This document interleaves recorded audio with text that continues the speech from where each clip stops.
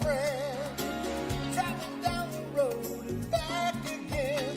Your heart is true, you're a pal and a confidant. And if you threw a party, invited everyone you would see the biggest gift would be for me. And the card attached would say, thank you for being a friend. Thank you for being a friend. Thank you for being a friend. Thank you for being a friend.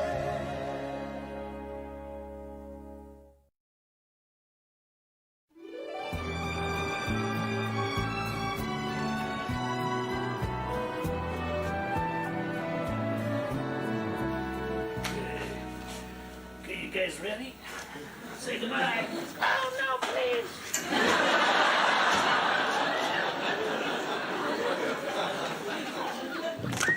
Now, Chewy, remember, everything's got to be just right today. A very important group is checking in. The daughters of the traditional South.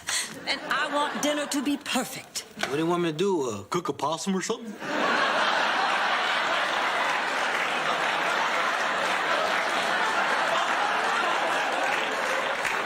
Chewy, this means a lot to me. Well, I took care of all the rooms for your Southern Belles like you asked. I put a mint on every pillow. Sophia, you put a phenoment on every pillow. Oh, I guess then around 2 a.m. the South will rise again.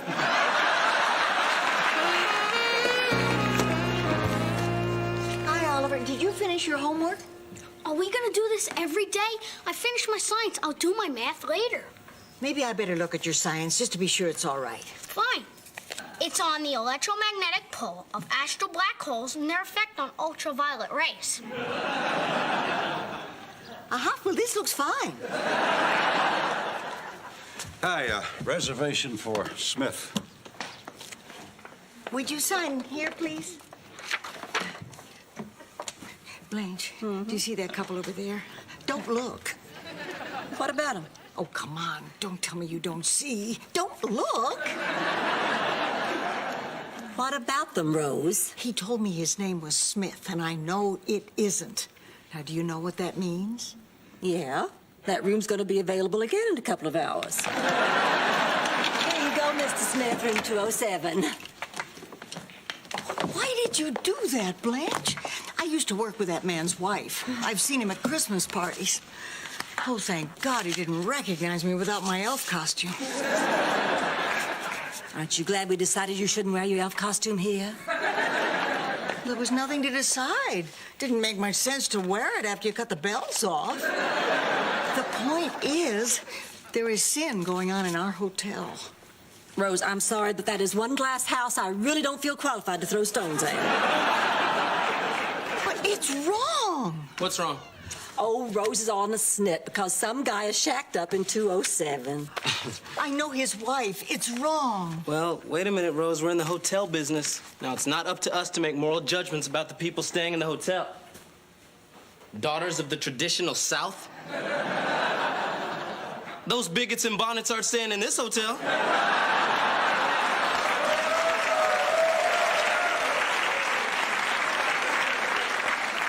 Roland, there is nothing wrong with the daughters of the traditional South. Oh, I see. When they put those sheets on over their heads, it must be some kind of salute to Casper the Friendly Ghost. Oh, when is that? Roland, this is not that kind of organization. Are you telling me you really don't see who these women are? I am telling you that I see 10 rooms in our hotel rented for 3 nights at a time when we desperately need the business. You are overreacting. This is just a bunch of harmless little old ladies who like to get together and put on white gloves and have tea. And as you said, it's not our business to pass judgment on our guests. We're here to make people feel welcome. Fine. Where are you going? Oh, to get my jockey suit and lantern. I'm gonna go stand on the front lawn, make them feel right at home.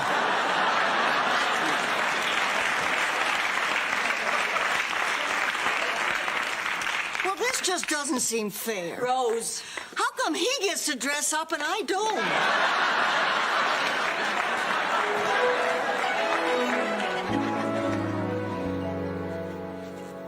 Rose, take table 5. Oh, no, not them. Do you know what they're doing here? I have a pretty good idea. I haven't seen drooling like that since they sat me at the zombie table at Shady Pines.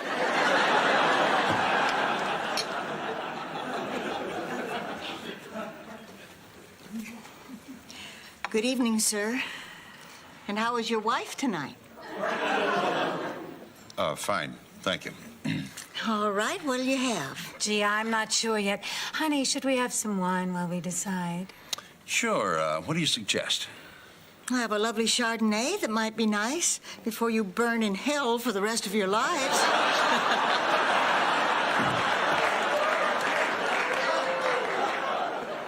Rose, honey, as a general rule, don't damn the guests. I'm sorry, but this is a very personal matter to me. I've seen this all before. Let me tell you a little story about a couple I knew back in St. Olaf.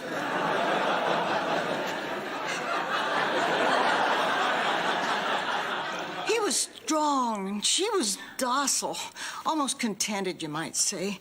And they were married in a pasture where they used to graze. It was a lovely Wait. Graze? Oh, yes, they were cows. But anyway, a few moments after the ceremony ended, when they were leading the bride back to the barn to cut her out of her dress, the unspeakable happened. The unspeakable? Yes. Yes, another cow, Floozy. A shameless, painted cow who'd let anybody milk her. Well, she began to make eyes at Tim. Tim? Who's Tim? The bull. Roland, stay with me on this. Anyway, all I know is that wedding ring wasn't in Tim's nose 5 minutes before he caught Floozy's eye. Oh, sure, we all turned our backs and tried to pretend we couldn't hear what was going on, but how can you not hear the cowbells? Oh, those bells. Those awful, awful bells. I can still hear them clanging. Not so cute when she's telling the cow story, is she?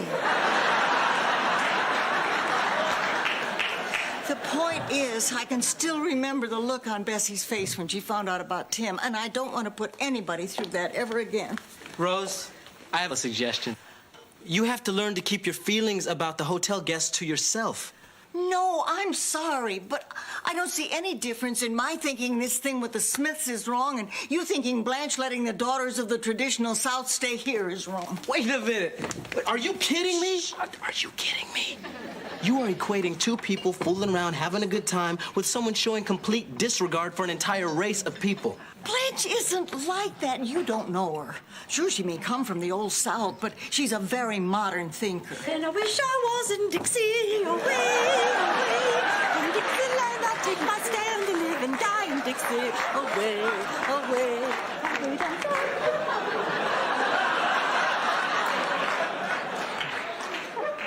And the sad thing is, she isn't even wearing a hoop.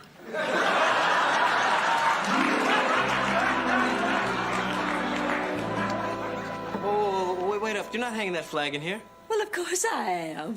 Blanche, do you know what this flag represents? This flag belonged to Big Granddaddy Hollingsworth. He used to bring it to all our fine old Southern family picnics where all the cousins would gather. Everybody was courteous and mannerly, and gentlemen would ask ladies for the favor of a dance. And Cousin Rex would be home on vacation from Colonel Bob's school for bad boys. He'd ask me for the favor other than the dancing favor. And we'd... It's a grand old flag. Wait a minute. Now I get it. This is just good old-fashioned fun. Yes. Okay, well, say, how about on Tuesday nights we hang the Nazi flag, hire an oompa band, and dress you up like Eva Braun? This is not the same as the Nazi flag. Yeah, well, it is to me, Blanche.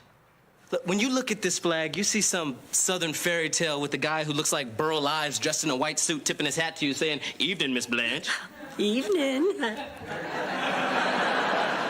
Oh, I'm sorry, Roland. You were making a point. That's not funny, Blanche. Well, that's ancient history, and you know it. Things aren't like that anymore.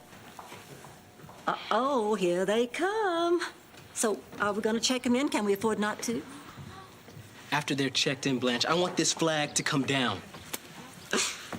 Well, welcome, ladies, to the Golden Palace. Please don't eat the mince.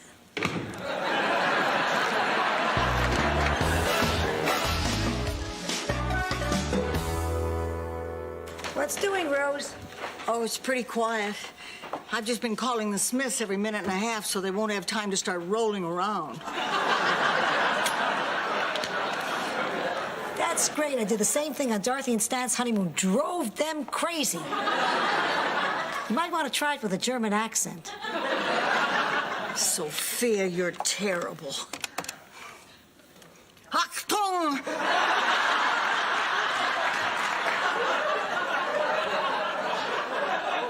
Your strudel is ready and... I'm sorry, wrong number.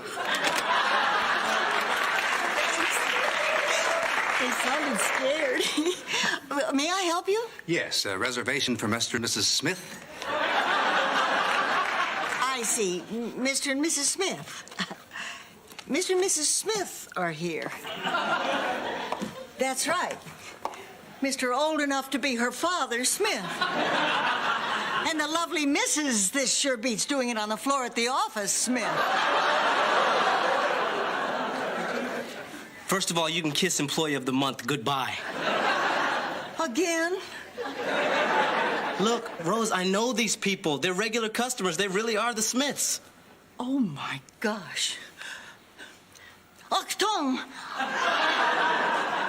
I'm an exchange student. Wait a minute, why is that flag still there? I guess Blanche didn't get to it yet. Oh, I see. Hey, what are you doing? I don't want this here, Blanche. Well, I swear, if you're not making such a thing. You know, I remember once when Big Granddaddy Hollingsworth took... Look, just stop it.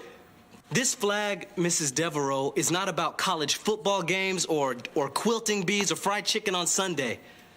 It's about colleges that won't let me in. It's about companies that won't hire me. It is about crosses being burnt on people's lawns today. Not in the evil past, Blanche, today. And not just in the South, all over. The North is just as bad. Damn Yankees.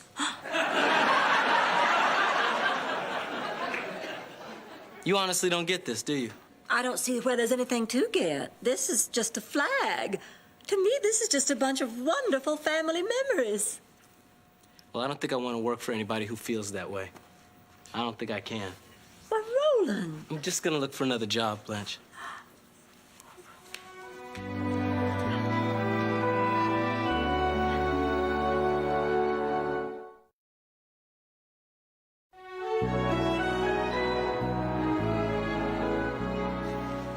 Hey, Chewy, what's this on tomorrow's lunch menu?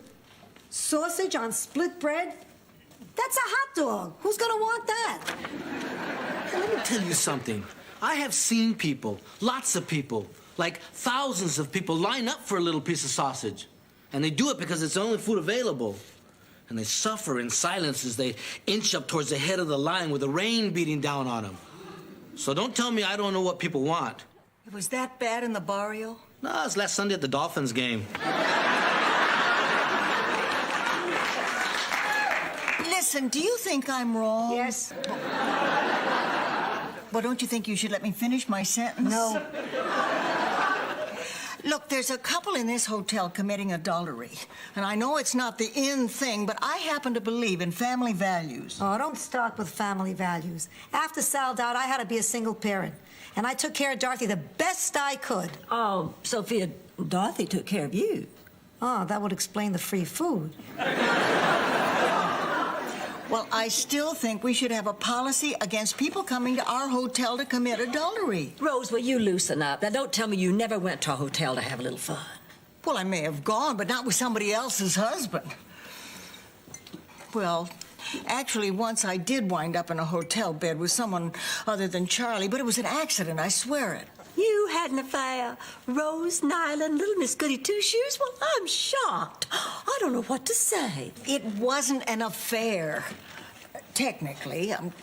See, Charlie and I used to go to the St. Olaf Hotel every few months to spice things up. We'd have a nice dinner and go up to our room and dress up like our favorite storybook characters. and then make love. Nothing unusual. Perfectly normal. Yikes. Well, one night, Charlie went in the bathroom to put on... Well, this is a little embarrassing. Come on, Rose, we're all adults here. There's nothing to be embarrassed about. Come on. He went in to dress up like the big bad wolf. Sick. She's sick. Now stop it. I'm sorry, I just don't understand about people who have to dress up like storybook characters. Of course, I was lucky. Without his clothing, my style looked like Wee Willie Winky anyway. Can I finish my story? Well, when he went into the bathroom, I turned out the lights. Wait a minute, Rose. Why would you bother putting on costumes, then turn out the lights?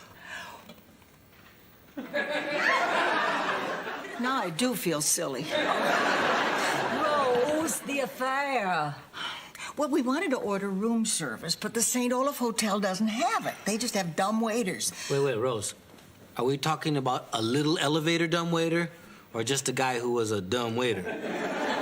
Little elevator. Okay. But the guy who got off it wasn't that bright either.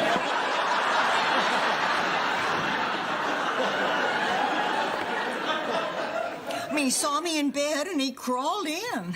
Well, I thought it was Charlie. So I said, Grandma, what big eyes you have.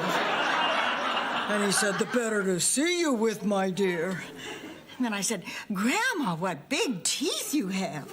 And he said, the better to nibble you with, my dear. And then Charlie came out of the bathroom and he said, who's that sleeping in my bed? I was so confused. I'll bet.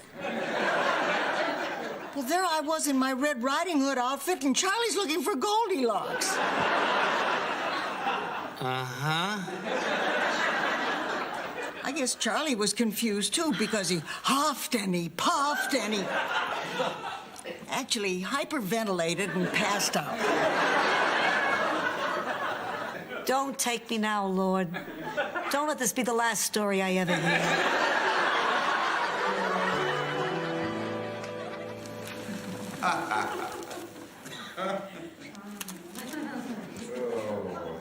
No, I'm going to be more tolerant.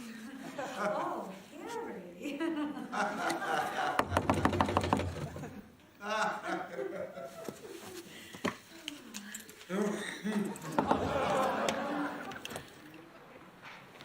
Please, wait, I'm sorry. It won't happen again.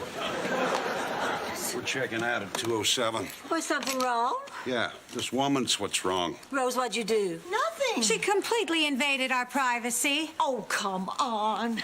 It's not like I got in bed with him. Okay, so I got in bed with him. She started singing hymns. She started babbling something about hearing cowbells ring. You know, this used to be a nice little discreet hotel. What are you turning it into? We're doing the best we can. You shouldn't have her here. And you shouldn't cheat on your wife. My wife is none of your business. It so happens this woman and I have a very special, meaningful relationship. I won't have you cheapen it. Let's go. Arlene. Right, Arlene. How could you? I'm sorry. Rose, we're barely making ends meet. We cannot afford to offend any guests. I said I'm sorry. You did the right thing, Rose. I did? I did the right thing. I did? Yeah. Sometimes what you believe is more important than business. Although what some people believe is unbelievable. Now, Roland, I am not some kind of bigot because I love this flag and I resent that implication. You just stop that right now. Oh, yes, ma'am, Miss Deveraux. Old Roland don't want to cause you no trouble at all. You hold on to that one. He's a good one. What did you say? He's a good one. Roland, wait. Hey, Roland, I don't feel like that woman in there. I don't feel that way at all. But can't you see, Blanche, that flag ties what you believe and what she believes together. Look, I'm telling you, the legacy of that flag is alive every time I walk down the street with a group of my friends and I see a white person cross over to the other side because they're afraid. Or look, when I'm in the elevator with somebody like you and you're all huddled over in the corner wondering what I'm gonna do, sometimes I just want to go, oh. just to break the tension. So please don't tell me about that flag. I've battled that flag all my life. Look, Roland, I'm sorry. I am sorry for everything you have been through, but what am I supposed to do? What am I supposed to think about all my family, all my friends? All right, when I was in school, maybe I was a little less sensitive than I could have been, but... Yeah, but I was just doing what all my friends were doing. They were my friends, and we were just acting like everybody we knew acted. Oh... And then when I had my first baby, well, the hospital was packed, and I had to share a room with a young black woman. George made a big stink about the accommodation. She had to have heard him. And I know her baby was every bit as cute as mine. Cuter, in fact. Rebecca was an ugly baby. Turned out fine. Ugly baby. You can get an idea of how she looked if you catch Sophia some morning with her teeth out. The point is, what am I supposed to do and think about my family now? What am I supposed to think about all those people I love? What am I supposed to think about me? Everything I grew up believing in, all my wonderful memories, they're all tarnished now by... God, by the truth. I owe you an apology. No, you don't owe me that. Will you stay? Blanche, you really have to start listening to me when I tell you something is bothering me.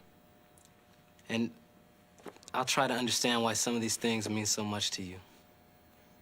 Look, the whole world is messed up right now, and I would like to see that get better, but in order for that to happen, white people are gonna have to start making positive assumptions when they see people of color. And people of color could make positive assumptions when they see white people. Man, things are just messed up. Blanche, let's just try and get rid of all the barriers and just trust each other, okay?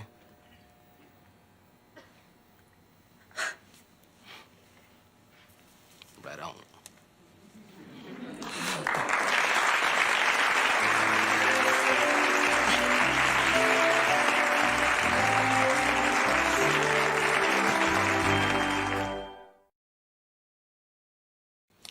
Reservations for Smith.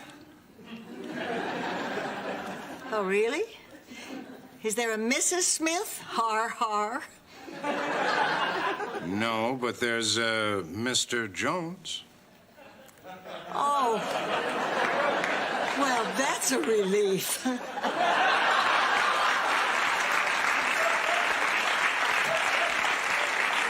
You just won't believe what goes on in the hotel business.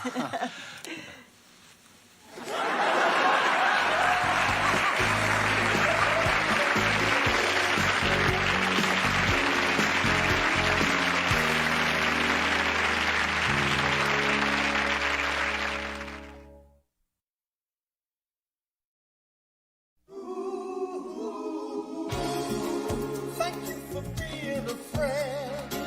Traveling down the road and back again. Your heart is true. You're a pal and a confidant. And if you threw a party, invited everyone you knew, you would see the biggest gift would be for me. And the card attached would say, thank you for being a friend. Thank you for being a friend. Thank you for being a friend. Thank you for being a friend.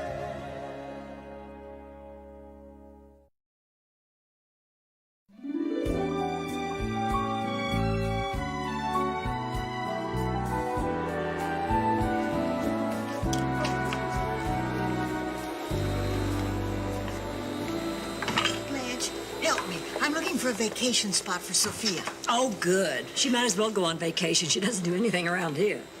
Oh, that's not true. She tries very hard. Look, she's been cleaning that spot for an hour.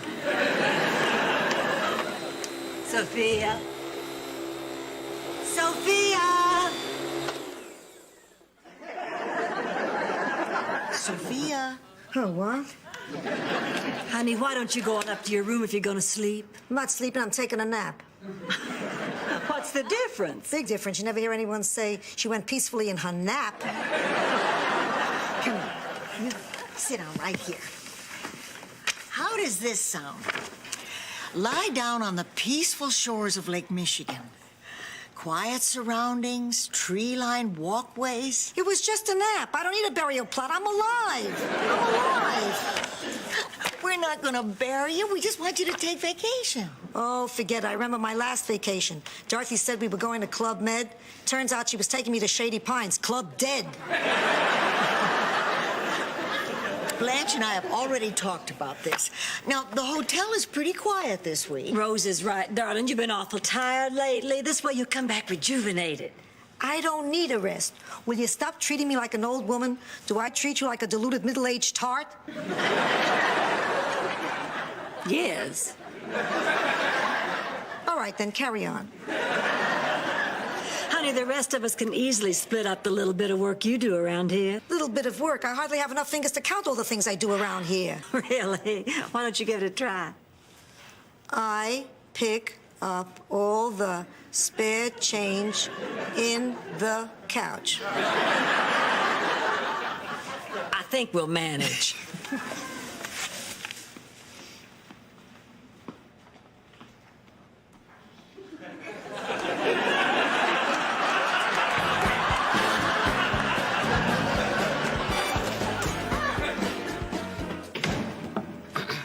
Hey, Roland, what's up? Hey, Chewy. Hey, man, have you ever had corporate headhunters come after you? You know, offer you like a really great job for really big money? Yeah, I had an international corporation after me once. Other than the House of Pancakes.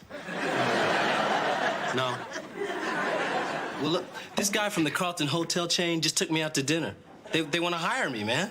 Wow, that sounds really big. Yeah, it's kind of cool. I'm not going to take the job, but it was really flattering. Ah, hey, you know what you should do? Tell the ladies about this and force them to give you a raise. No, man, I'm not going to put them in a squeeze play like that. And I don't want you to say anything about it, because you know how the ladies worry, all right? Okay, my lips are seals. Come on, be serious, man. You got to promise me. Okay, I promise. Cross my heart and hope to die, stick a needle in my eye. Jab a fork right through my nose, sever both my little toes, run a chainsaw through my thighs, pull my colon out my eyes. Chewy, Chewy! I'll do my best.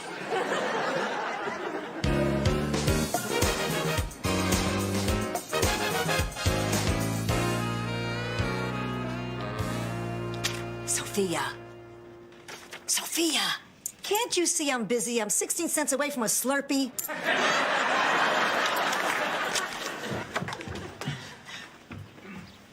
What is it, Rose? She's trying to tell us something. What is it, girl? Timmy is stuck in a well? We are in big trouble.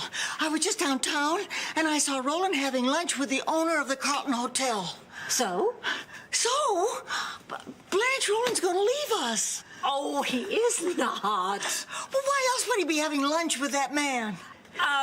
Chewy, do you know anything about this? Well, I promised I wouldn't say anything. All right, I guess I can give you guys one clue. Roland's been offered a job at a really good hotel.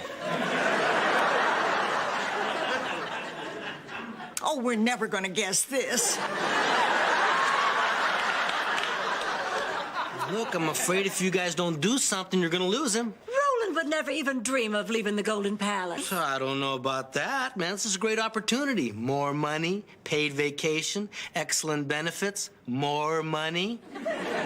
He's really excited about the opportunity. Well, maybe we should give him a raise. He deserves it. We cannot afford a raise right now, and frankly, I am shocked that he would even think about going someplace else. I consider this a personal affront. Oh, Blanche, of course Roland has to think about his own career. We just have to find the money for that raise. There must be something we could sell in the hotel. Perfect. Then we're agreed. We'll sell something in the hotel. Wait a minute. What about me? Well, I don't think men are going to pay for something they already are getting for free.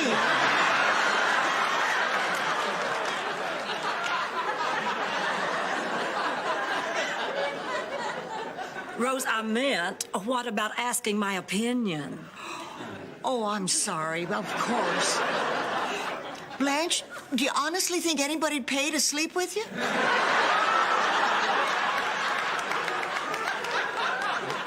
I'm talking about the situation with Roland, Rose. We can't afford to keep him just by selling some furniture. There must be something we're spending money on here that we don't need.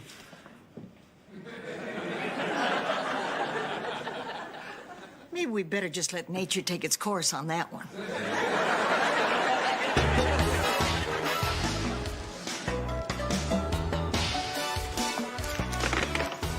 Oh, Sophia, have you looked into making airline reservations for your vacation? Forget it, I'm not going. Besides, I saw that movie Alive. My plane goes down, I'm brunch.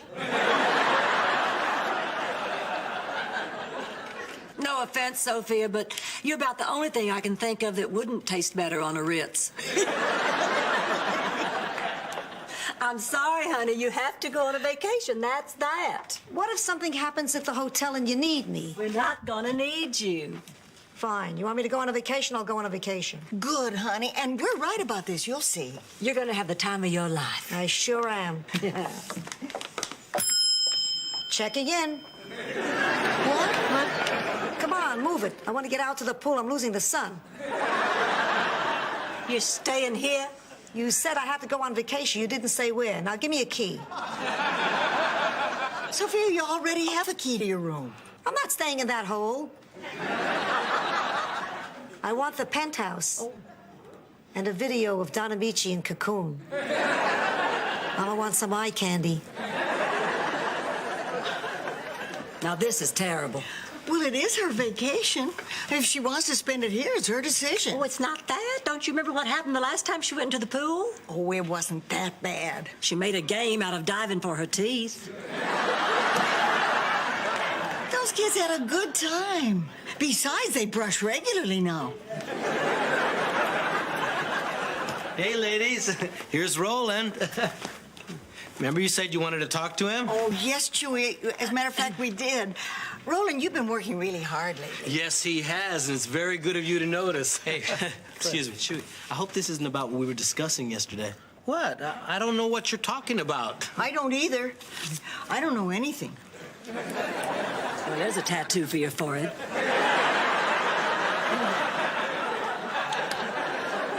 Look, Roland, I don't want to play this game. Game? Chewy told us about your job offer. Chewy did what? He also told us you went out to lunch with those people from the Carlton. Oh, man, you promised me. Well, look, it's no big deal. We're glad he told us. We'll work something out. We just have to find some more money for you. No, it's not about the money, Rose. Wait, forget it. Now, Rose, I told you I'd think about this. Here's what I've come up with. Roland, even if we had the money, I wouldn't give it to you. You went behind my back and entertained an offer from another hotel. I don't think things are going to work out here. Blanche, what are you talking about? I'm sorry, Roland. You're fired. What? Blanche, wait a minute. You can't do this. But let me tell you something, Blanche. I'm fired? Oh, man, I didn't mean for this to happen. Man, I got to go in there and talk to him. I'm sorry, man. It's employees only.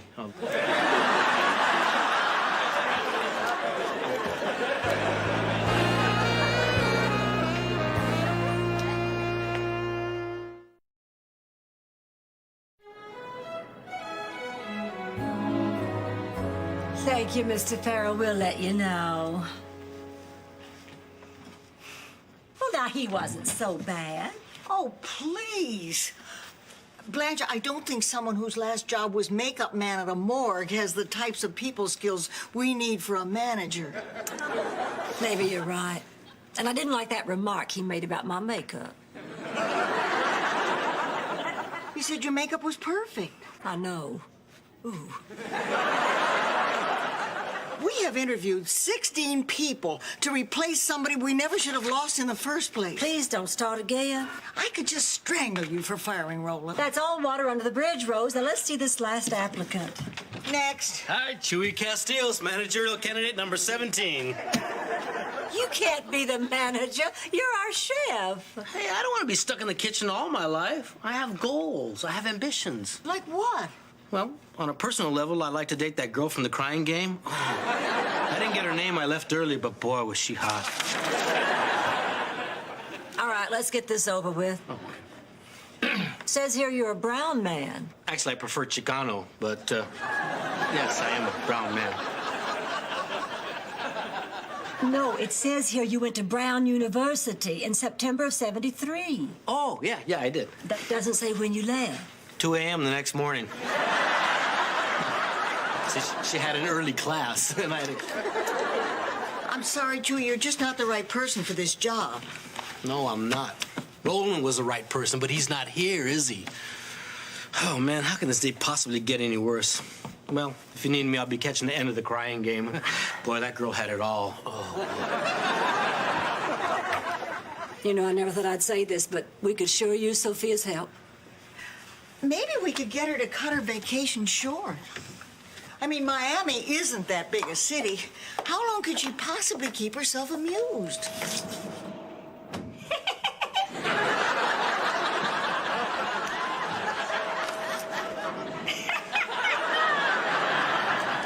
I could do this all day. Here, Sophia, honey, listen. We've been taken by surprise. We have too many guests and not enough help. I'm on vacation. I know, but we're in deep trouble. Rooms need cleaning, meals need fixing. We need your help. Oh, now you need me. What happened to... Oh, Sophia, we can get along without you. Well, obviously, we didn't count on Roland leaving and being so busy. Will you help us? Well, maybe if you show me how much it really means to you, I'll consider it. Well, what do we have to do? Beg? All right, Okay, I'm begging. please, we really need you, please. Sophia. Kiss my hand. Okay. Now, a dance. Sophia. Go to hell. I'm on vacation. I'm staying on vacation. And I want my room cleaned. We cleaned your room twice today. When did you get so picky? When I started paying for the room. And Rose, did you get the smudge off my window? I scrubbed and scrubbed. I'm starting to think it's the horizon. I don't care what it is. It's ruining the view.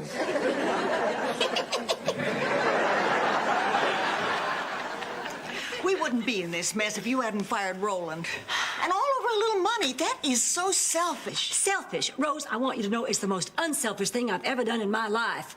I only did it for his own good. What? Oh, come on. You know we can't offer him the kind of opportunities that Carlton can. So you forced him to leave. Blanche, that was his decision to make. One he never would have made. He would have sacrificed his whole future for us, trust me. Well, I hope you did the right thing. I did. Oh, I know we'll miss him, but now, thanks to me, Roland's on his way to a brilliant career at a beautiful hotel.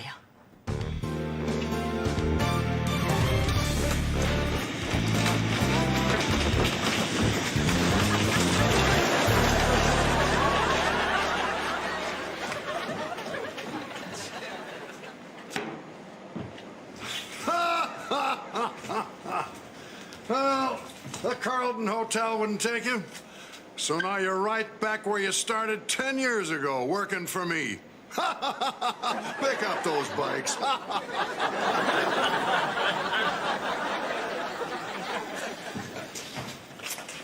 Hey, Roland. What do you want, man? I wanted to apologize, man. If I hadn't blabbed to the ladies, they probably wouldn't have fired you. Probably? Of course they wouldn't have fired me, Chewy. Sorry, man. It'll never happen again. Anyways, I called over to Carlton, and they said that you didn't get the job. What happened, man? Well, the Carlton's not real big on hiring people who've just been fired. I wish I knew how they found out, though. Yeah, that is weird. Oh, man, you told them, didn't you? Okay. But really, that's the last time it'll ever happen, I swear. Well, how'd you know I was here, anyway? Well, you once told me the door was always open at your first job. You just failed to mention there was no front door at your first job. Well, this may not be the classiest place in the world, but at least I get my fair share of respect. Hey, Wilson, the seat's still sucky. Where'd you learn to fix bikes? Toontown? Take this bike instead, okay? And go really fast. Hey, man, I'm worried about you. Aren't you worried about what this is gonna do to your hearing? Oh, yeah, that was a great game, man. Look, man, I got you into this mess, and I'm gonna make sure you get your job back at the hotel. Look, forget it. Blanche fired me. I'm not gonna go crawling back to get my job. I don't even want you to tell him that you saw me. Chewy, you gotta promise me, man. I promise. Hey, bash my head in with my spleen, pierce my nipples. Look. Every time you open your mouth, I drop another rung on the food chain. Now, you say anything about this, and I'm gonna kill you. My lips are sealed. Let's see.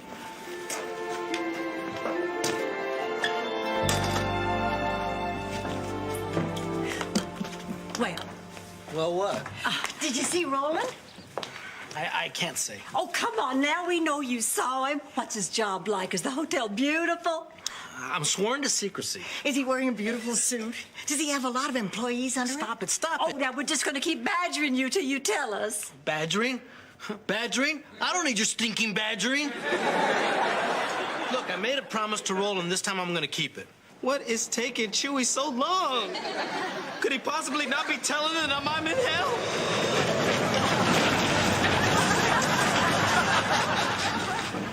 I'm sorry, ladies. I learned my lesson. This safe cannot be cracked.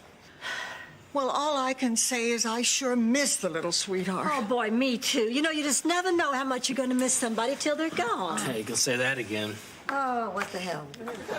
Good news, everybody. I'm back from vacation. Yeah, that's nice. Have no fear. Petrillo is here. Good to hear. She's tan. She's rested. She's ready to crack wise. Who you say? Sophia. That's who. I thought you said you missed me. What do I have to do to get some attention around here? A cartwheel? Okay, here goes. But I should warn you, I'm not wearing underwear. Sophia, we weren't talking about you. Can't you see we're a little depressed? You're depressed. I think Roland feels. Working at the bike shack at the airport's no day at the beach. What? Oops. But you said he was at the Carlton. Well, they didn't hire him because you fired him. I only fired him so they'd hire him. Oh, Rose, Chewy, come on. We got to get down there quick. My gosh. Go ahead. The hotel is in good hands. I'll man the desk.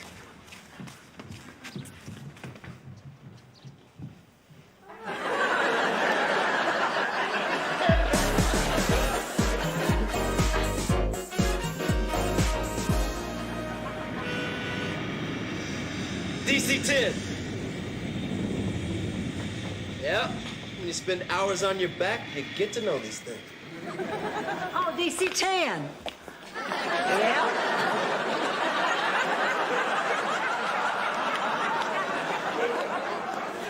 Hi, Roland.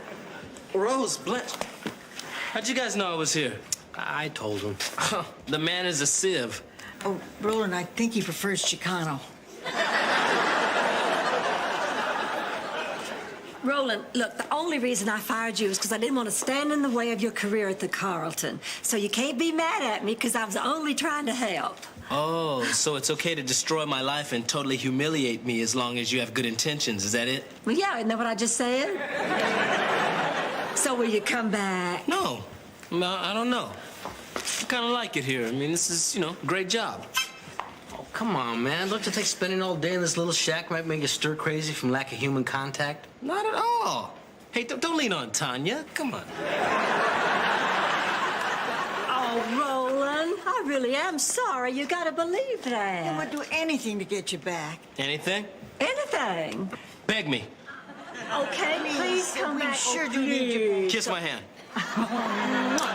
And now, the funky chicken. Get down. Roland.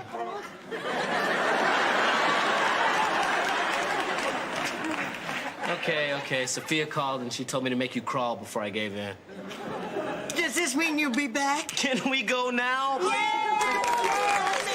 so happy. I missed you so much. Yeah, I missed you too. Do you know what? I think I even missed your St. Olaf stories. Really? Oh, well, we can fix that. Did I ever tell you the story of Leon Trudenstuder? I'll race you to the car. Got it. Well, it's their loss. This is a wonderful story. Could you wait 1 second before you start, Rose? Sure. Okay, go ahead now. Well, you see, Leon had just bought the house on the right. The little pine joint outside of the town. When he didn't know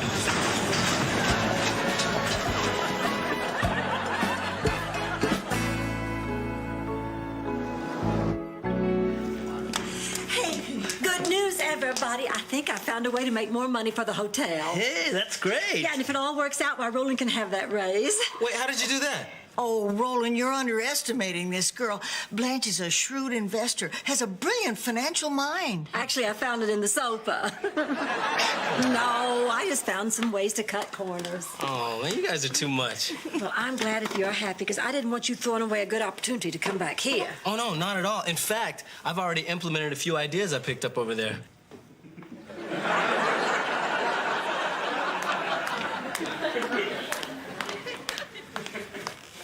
Hypothetically, let's say I just bit some kid on the leg.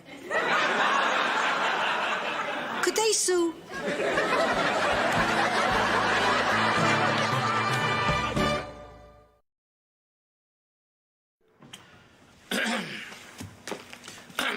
Listen, I don't know how to tell you this, but a corporate headhunter has approached me with a big-paying job at a hotel that I'm afraid must remain nameless. And, well, being the loyal employee that I am, I wanted to tell you. And the big raise that they're offering me is really not an issue. I just wanted to ask you what I should do. Take it. Come on, guys. Come on, give me a raise, please. Come on, give me a raise. Please, come on. What's the raise? Let's one little bit of one. Please.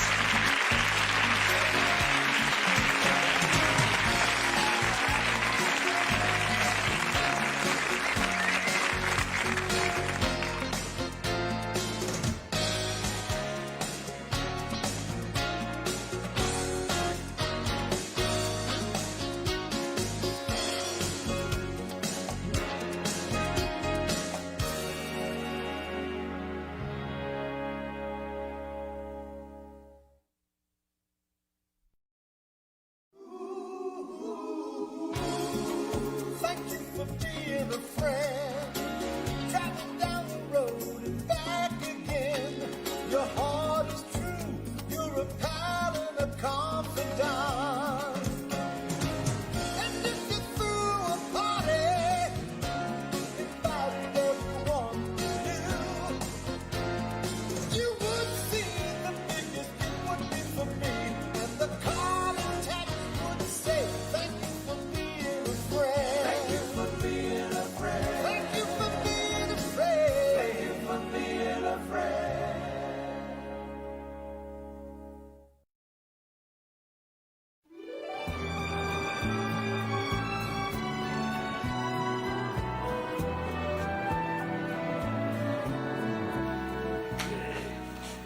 Okay, you guys ready? Say goodbye. Oh, no, please.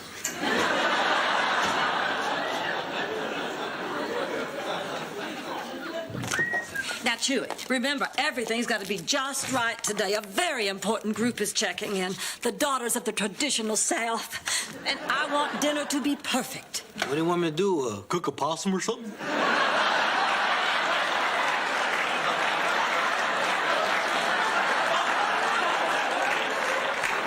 Chewy, this means a lot to me. Well, I took care of all the rooms for your Southern Belles like you asked. I put a mint on every pillow. Sophia, you put a phenoment on every pillow.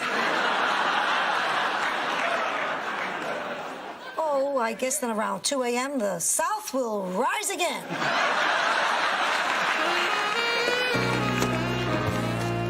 Hi, Oliver. Did you finish your homework? Are we gonna do this every day? I finished my science. I'll do my math later. Maybe I better look at your science just to be sure it's all right. Fine. It's on the electromagnetic pull of astral black holes and their effect on ultraviolet rays.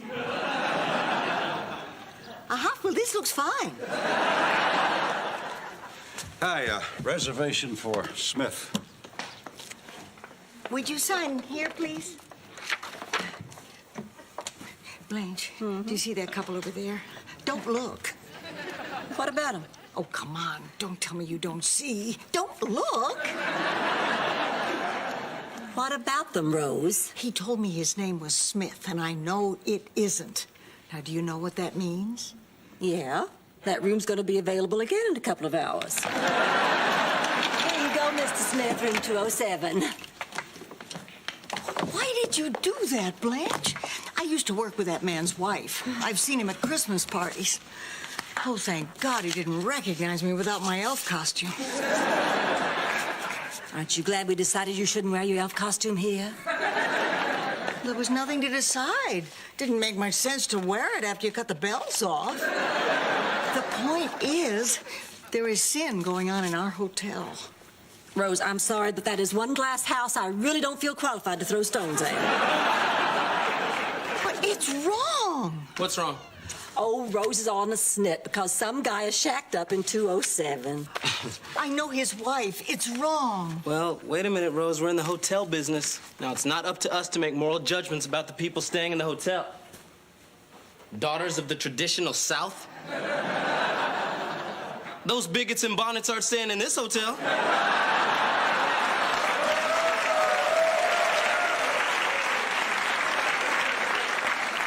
Roland, there is nothing wrong with the daughters of the traditional South. Oh, I see. When they put those sheets on over their heads, it must be some kind of salute to Casper the Friendly Ghost. Oh, when is that? Roland, this is not that kind of organization. Are you telling me you really don't see who these women are? I am telling you that I see 10 rooms in our hotel rented for 3 nights at a time when we desperately need the business. You are overreacting. This is just a bunch of harmless little old ladies who like to get together and put on white gloves and have tea. And as you said, it's not our business to pass judgment on our guests. We're here to make people feel welcome. Fine. Where are you going? Oh, to get my jockey suit and lantern. I'm gonna go stand on the front lawn, make them feel right at home.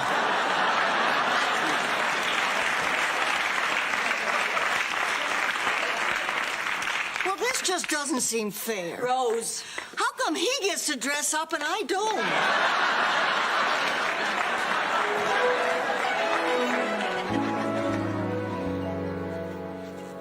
Rose, take table 5. Oh, no, not them. Do you know what they're doing here? I have a pretty good idea. I haven't seen drooling like that since they sat me at the zombie table at Shady Pines.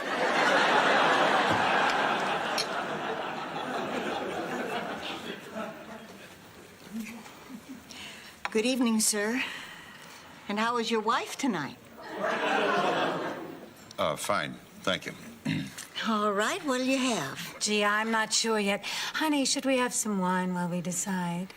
Sure. What do you suggest?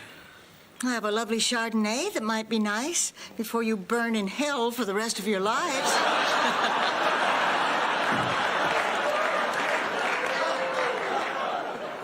Rose, honey, as a general rule, don't damn the guests. I'm sorry, but this is a very personal matter to me. I've seen this all before. Let me tell you a little story about a couple I knew back in St. Olaf.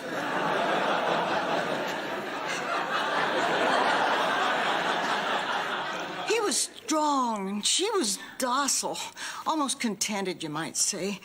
And they were married in a pasture where they used to graze. It was a lovely Wait. Graze? Oh, yes, they were cows. But anyway, a few moments after the ceremony ended, when they were leading the bride back to the barn to cut her out of her dress, the unspeakable happened. The unspeakable? Yes. Yes, another cow, Floozy. A shameless, painted cow who'd let anybody milk her.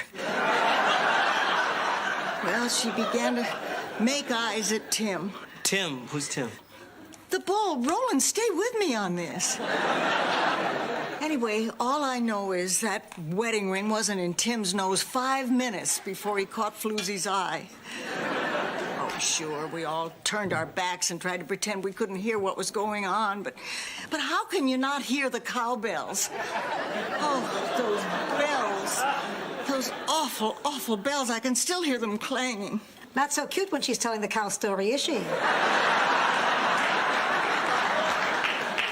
The point is, I can still remember the look on Bessie's face when she found out about Tim, and I don't want to put anybody through that ever again. Rose, I have a suggestion. You have to learn to keep your feelings about the hotel guests to yourself.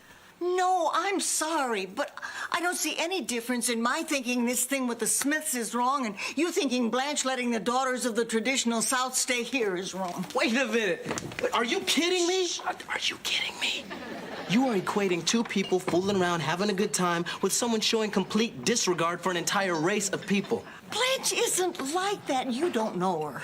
Sure, she may come from the old South, but she's a very modern thinker. And I wish I was in Dixie, away, away. In Dixieland, I'll take my stand to live and die in Dixie, away, away, away down.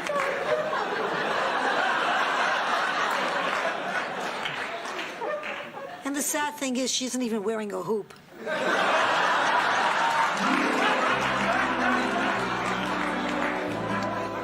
Oh, wait up. You're not hanging that flag in here. Well, of course I am. Blanche, do you know what this flag represents? This flag belonged to Big Granddaddy Hollingsworth.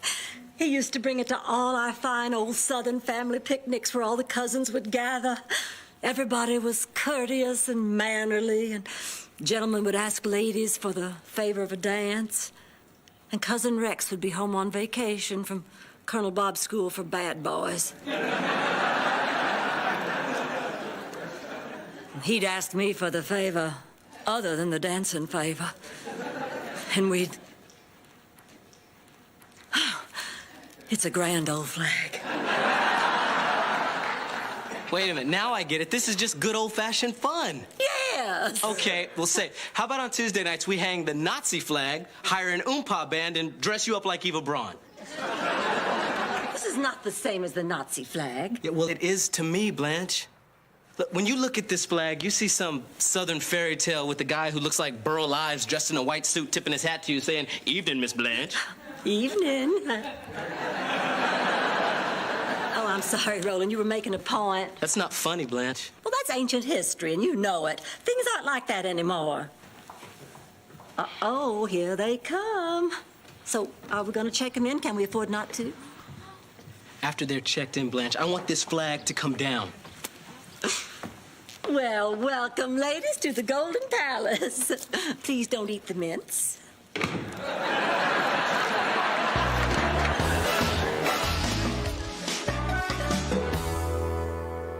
What's doing, Rose? Oh, it's pretty quiet. I've just been calling the Smiths every minute and a half so they won't have time to start rolling around.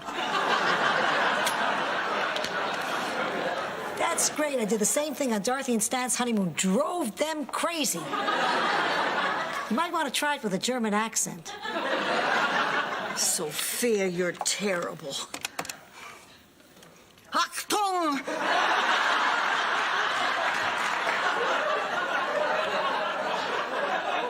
Your strudel is ready and...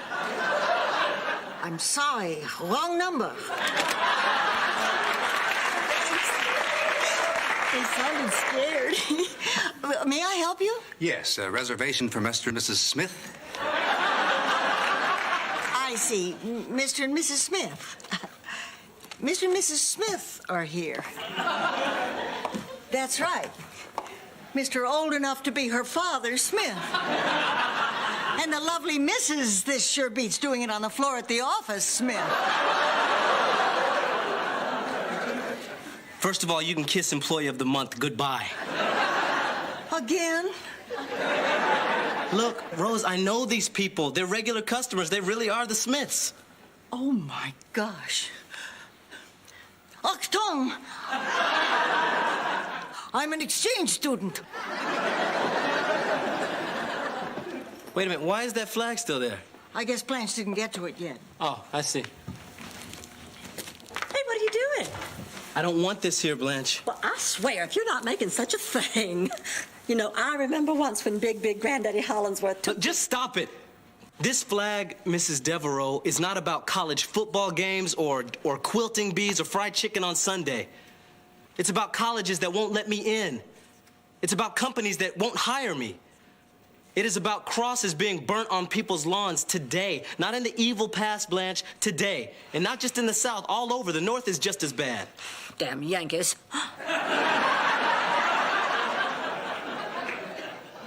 You honestly don't get this, do you? I don't see where there's anything to get. This is just a flag. To me, this is just a bunch of wonderful family memories. Well, I don't think I want to work for anybody who feels that way. I don't think I can. But Roland... I'm just gonna look for another job, Blanche.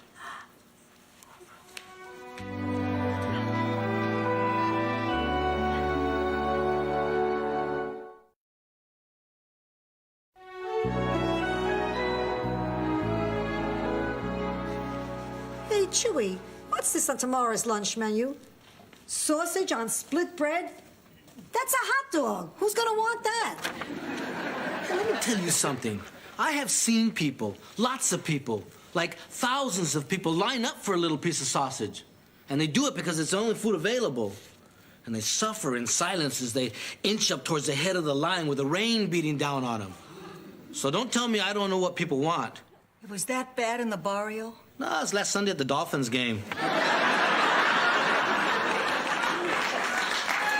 Listen, do you think I'm wrong? Yes. Well, don't you think you should let me finish my sentence? No. Look, there's a couple in this hotel committing adultery. And I know it's not the in thing, but I happen to believe in family values. Oh, don't start with family values. After Sal died, I had to be a single parent. And I took care of Dorothy the best I could. Oh, Sophia, Dorothy took care of you. Oh, that would explain the free food. Well, I still think we should have a policy against people coming to our hotel to commit adultery. Rose, will you loosen up? Now, don't tell me you never went to a hotel to have a little fun. Well, I may have gone, but not with somebody else's husband. Well, actually, once I did wind up in a hotel bed with someone other than Charlie, but it was an accident, I swear it. You had an affair? Rose, Nyland, little Miss Goody Two-Shoes? Well, I'm shocked. I don't know what to say. It wasn't an affair, technically. See, Charlie and I used to go to the St. Olaf Hotel every few months to spice things up. And we'd have a nice dinner and go up to our room and dress up like our favorite storybook characters. And then make love. Nothing unusual. Perfectly normal. Yikes. Well, one night, Charlie went in the bathroom to put on... Well, this is a little embarrassing. Come on, Rose, we're all adults here. There's nothing to be embarrassed about. Come on. He went in to dress up like the big bad wolf. Sick. She's sick. Now, stop it. I'm sorry, I just don't understand about people who have to dress up like storybook characters. Of course, I was lucky. Without his clothing, my Sal looked like Wee Willie Winky anyway. Can I finish my story? Well, when he went into the bathroom, I turned out the lights. Wait a minute, Rose. Why would you bother putting on costumes, then turn out the lights? Now I do feel silly. Rose, the affair. Well, we wanted to order room service, but the St. Olaf Hotel doesn't have it. They just have dumb waiters. Wait, Rose.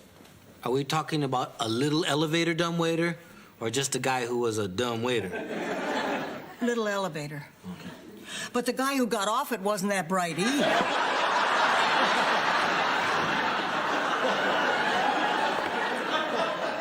I mean, he saw me in bed and he crawled in. Well, I thought it was Charlie. So I said, Grandma, what big eyes you have. And he said, the better to see you with, my dear. And then I said, Grandma, what big teeth you have. And he said, the better to nibble you with, my dear. And then Charlie came out of the bathroom and he said, who's that sleeping in my bed? I was so confused.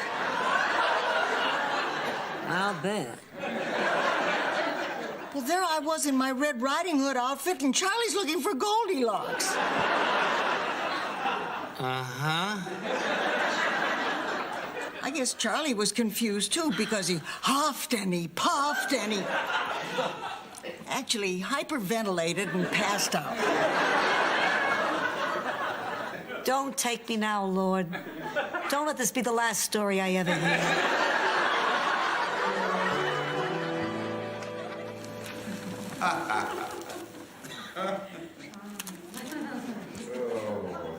No, I'm going to be more tolerant. Oh, Harry.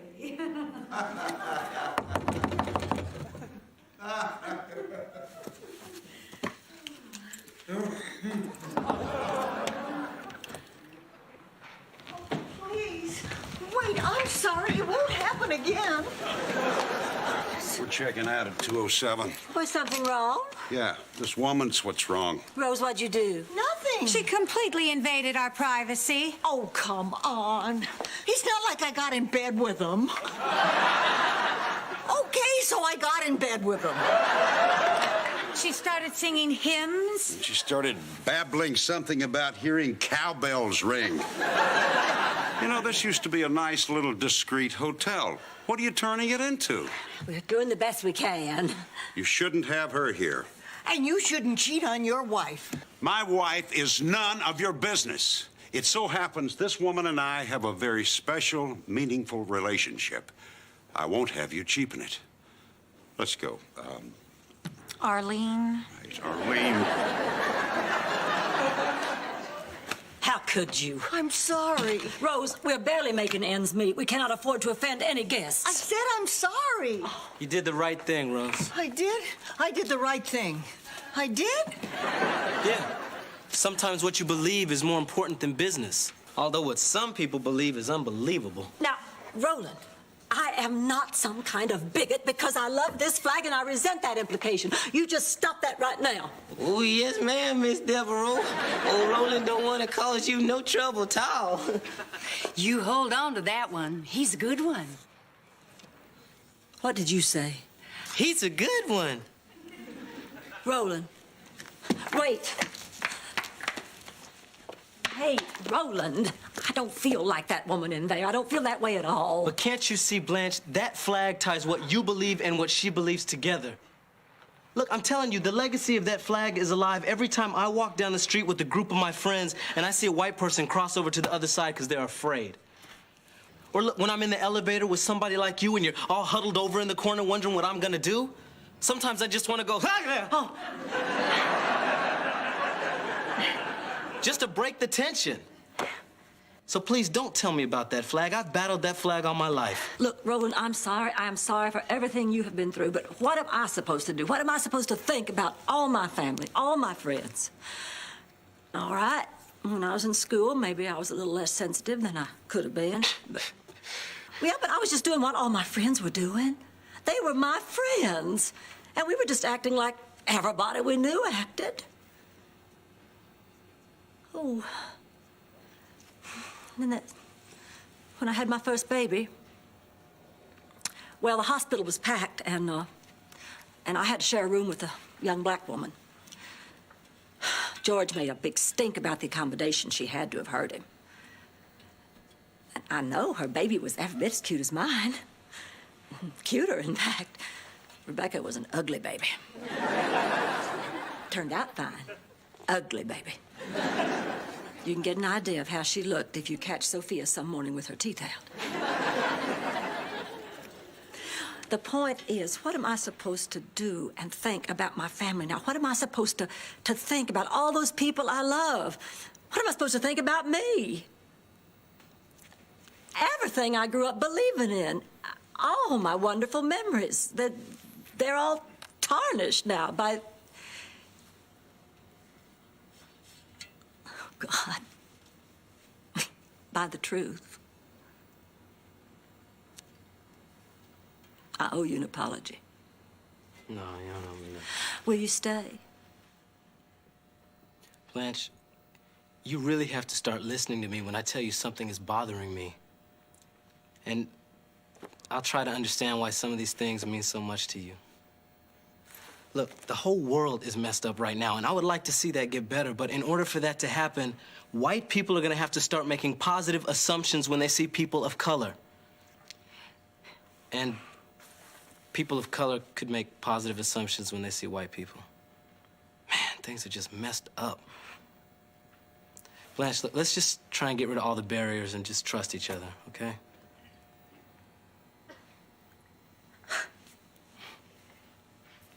Right on.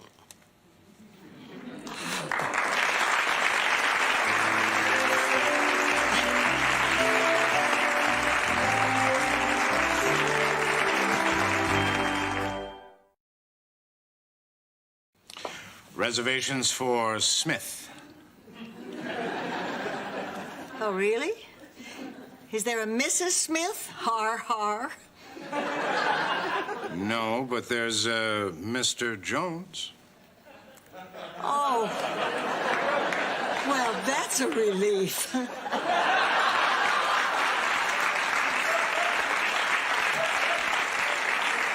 just won't believe what goes on in the hotel business.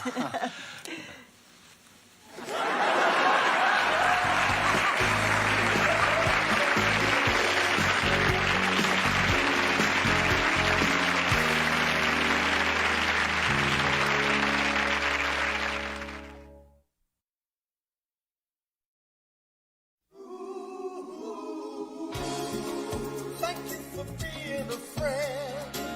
Traveling down the road and back again. Your heart is true. You're a pal and a confidant.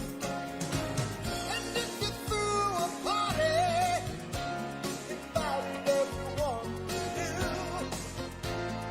you would see the biggest gift would be for me. And the card intact would say, thank you for being a friend. Thank you for being a friend. Thank you for being a friend. Thank you for being a friend.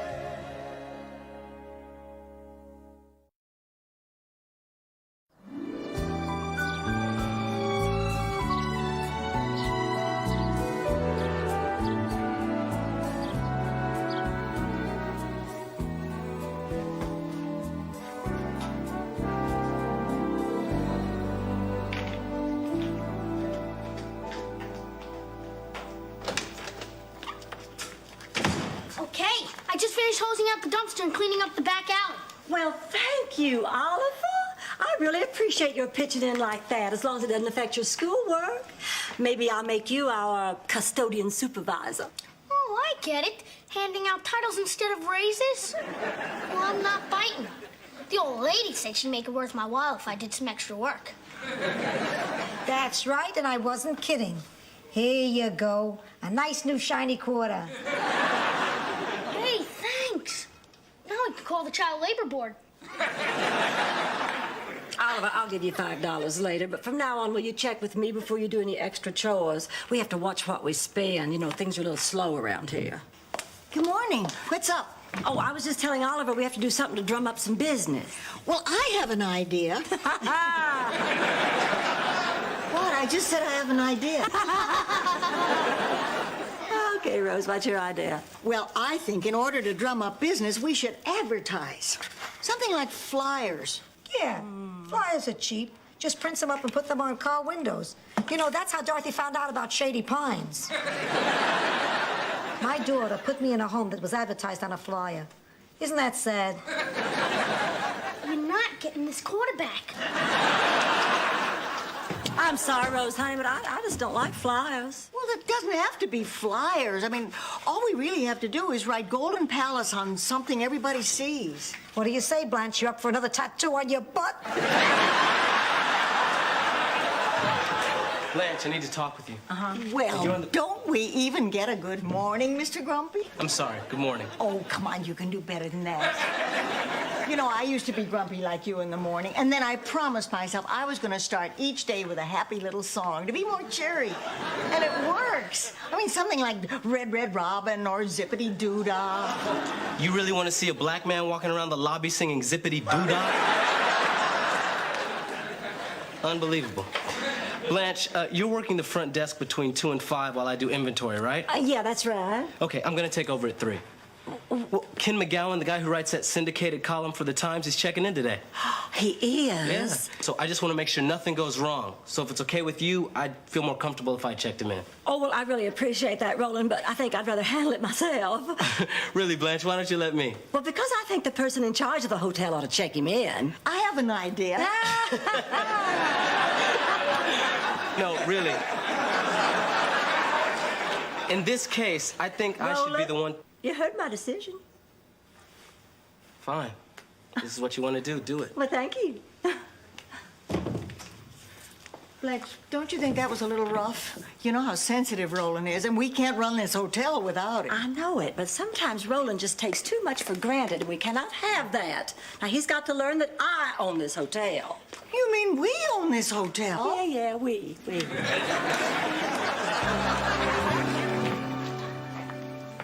Hey, Blanche, ring the old lady's room and tell her to meet me in the lobby. All right, Oliver, but you really shouldn't call Sophia the old lady. That is disrespectful. Okay. No answer. Wonder what the talking prune is up to now. You're right on time. Let's roll. What are you all doing this afternoon? I'm handing out flyers with talking prune. I told you not to tell people my Indian name. Wait a minute. These flyers have coupons for free margaritas. Yeah. The plan is they come here, get loaded, we take their car keys, then they have to check in. See, it's part of my get drunk and wake up in a strange Hotel America campaign. You're not handing out those flyers, Sophia. Goldenpalace. You can't stop me. You have to check in that VIP. He's got homework to do. So he'll repeat 1 year. Blanche, guess what? I went down to the television station to check on advertising rates for the hotel. Rose, I told you we can't afford that. Listen to me. And I ran into an old friend who's producing the Barbara LeGrant show, the afternoon talk show. Oh. Well, anyway, we struck a deal, and starting today, they're going to plug the hotel on TV. All we have to do is put up the guests from their show. Starting today? You did this without checking with me? Oh, well, I had to act fast. I mean, a lot of other hotels were after this. I thought you'd be happy. I am. I just wish you'd check with me first. I do check with you first. That's why I didn't run right out and buy the hotel mascot. Mascot? For the slogan I came up with. The Golden Palace, not a bad place to stay. Listen to me. No sheep, Rose. No sheep, Rose. No sheep, Rose. That's all I ever hear from you. Hey, Blanche, who told Sophia to hand out these flyers on the corner? She got away from me. Well, I think it's hard to maintain the hotel's classy image with an old lady and a kid out front going, check it out, check it out. Well, I'll take care of it later. Well, what are you doing here? You're not through with inventory already? Well, you said the person in charge should check in Mr. McGowan, and since you obviously aren't in charge here... Oh, wait a minute. Are you saying that I cannot run a hotel? I happen to make important decisions every day. I'm not looking for a fight here, Blanche. Who is this Ken McGowan anyway? Some hack writer for a two-bit tabloid? I'm Ken McGowan. And I'm a fan. Nice to see you again, Mr. McGowan. I have a reservation. Yes, indeedy, you certainly do. I have put you in room 302, our largest suite. Okay. Perhaps Mr. McGowan would be happier in suite 306. It has a lovely ocean view. Okay. Yes, but 306 also faces the street. I'm sure he'd rather be in 302. Besides, I've already sent a basket of fruit up there. Okay. And champagne? Perhaps Mr. McGowan would like a little iced champagne after his long trip? Actually, I have a coupon for a free margarita. Okay. Well, I'll show you both of the rooms, and then you can judge for yourself. Okay. Just follow me, please, Mr. McGowan. Did you see that? He usurped me. Golden Palace? Yes, she is. Rose. It's a Jason from Unusual Pets. Oh, I can't imagine what this is. Probably a wrong number. Cancel the sheep. Yo, Oliver, can you give me some steaks? Yeah, sure. Thanks. That bread smells good. Chewy, where did you learn to cook? Well, when I was 18, I went to the Fashion Institute of Technology. See, I had this dream. I wanted to design clothes, you know, make an impact, redefine the male image. Also, I drew number 7 in the draft lottery. So it was in the service that I learned how to cook. Well, here you go. Oh, thanks. Oh, man, this is frozen solid. Yeah. Sophia put all the meat that was in the refrigerator back in the freezer to make room for the margarita mix. She's expecting a rush on it tonight. See you later. Oh, man, doesn't Sophia know when you defrost meat, you have to cook it? If you try to refreeze it, people could get sick, maybe even die. Well, I'm ready to help. Hey, how about if I make a nice little hamburger first? Chewy. Sophia, all the meat was ruined to make room for your margarita mix. So call up the butcher and order some meat. So call up the butcher and order some meat. Yeah, I could do that. Yo, Jose, it's Chewy down at the Golden Palace. Yeah, I need some meat for tonight. I don't care if it costs extra. I need it for tonight. Hey, what's going on? Look, I don't care about special delivery charges. I need it tonight. Hang up that phone. Wait a minute. The boss is giving me a dirty look. No, not Roland. The lady I told you about.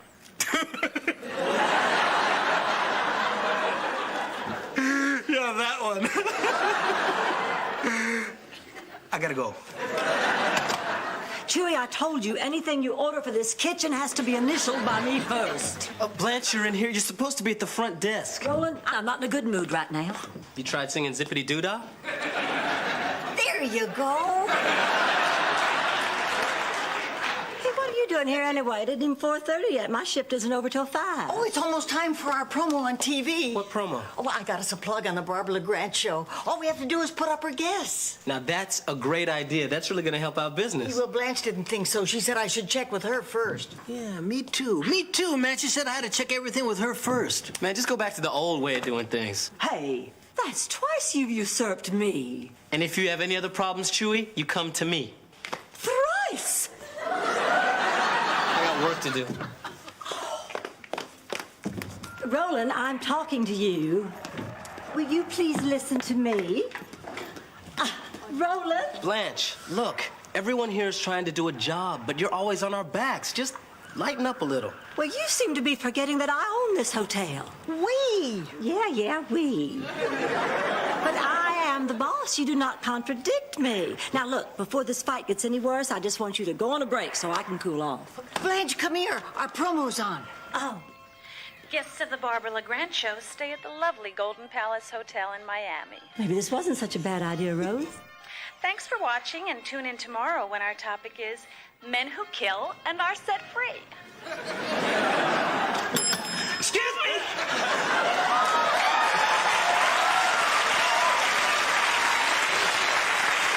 I'm doing the Barbara LeGrand show tomorrow.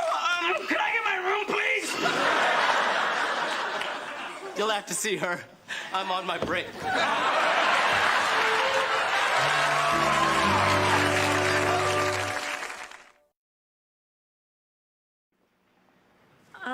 Did you say that you're doing the Barbara LeGrand show tomorrow?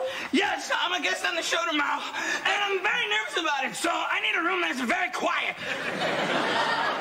Our rooms are quiet. Of course, not so quiet that you wouldn't hear somebody if they scream for help. In that case, give me a room away from people. You see, I'm a loner. Nothing wrong with being a loner, Rose. Why don't you come over here and help me check in, Mr. Cosay, Gordon M. Cosay. And what does the M stand for? McRae. My parents were big fans of Gordon McRae, so all my life I grew up hearing, why can't you be more like Gordon McRae? How are you supposed to be more like Gordon McRae? I don't know. Maybe give you a hand with your bag? Please don't touch my things. I hate it when people touch my things. Don't touch his things, Rose. I didn't touch his things. Don't you worry about a thing now. Look here, we're going to put you in room 312. It's very quiet, Mr. McRae. Don't stay! McRae's just my stupid middle name. I'm going to my room now. Go with God. Happy hour. Who wants a free margarita? You look like you could use a drink. I really shouldn't, but what the hell?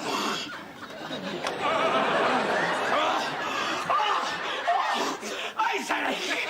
Ice headache! Oh, man, it hurts. I won't forget this.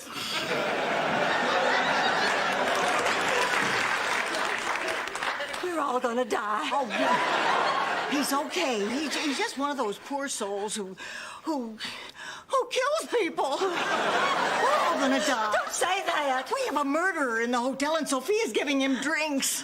Oh, we're all gonna die. Yeah, and it's all your fault. Now, what are we gonna do? Well, you're gonna go tell him he has to leave. Me? Well, don't forget, you own this hotel. Rose, we. Yeah, we.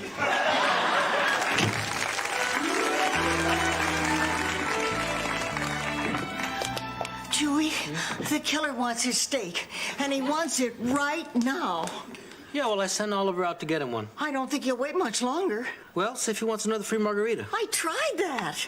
He's worried about what the salt will do to his blood pressure. Well, see if he wants some nachos or something. It's meat, man. We need meat.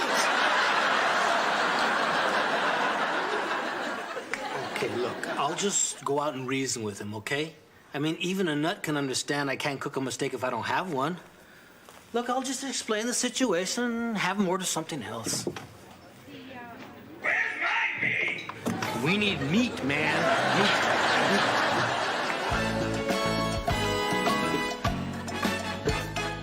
I bet 3. You're bluffing, Grandma. I don't see any fruit. All right, a call. Pair of 9s. 3 threes. 3 threes. Mama's gonna bake herself a pie. Want another one? Yeah, sure, why not? What's going on down here? Oh, Sophia got my pot. Oh, well, she's a good cook, too. I'm sure she'll use it well. No, not that pot. The other kind. All right, what in the hell is going on here? What? We were playing poker and she won. What'd you think? Oh. Wait a minute. Blanche, I'm shocked. Do I look like the kind of guy that would smoke marijuana?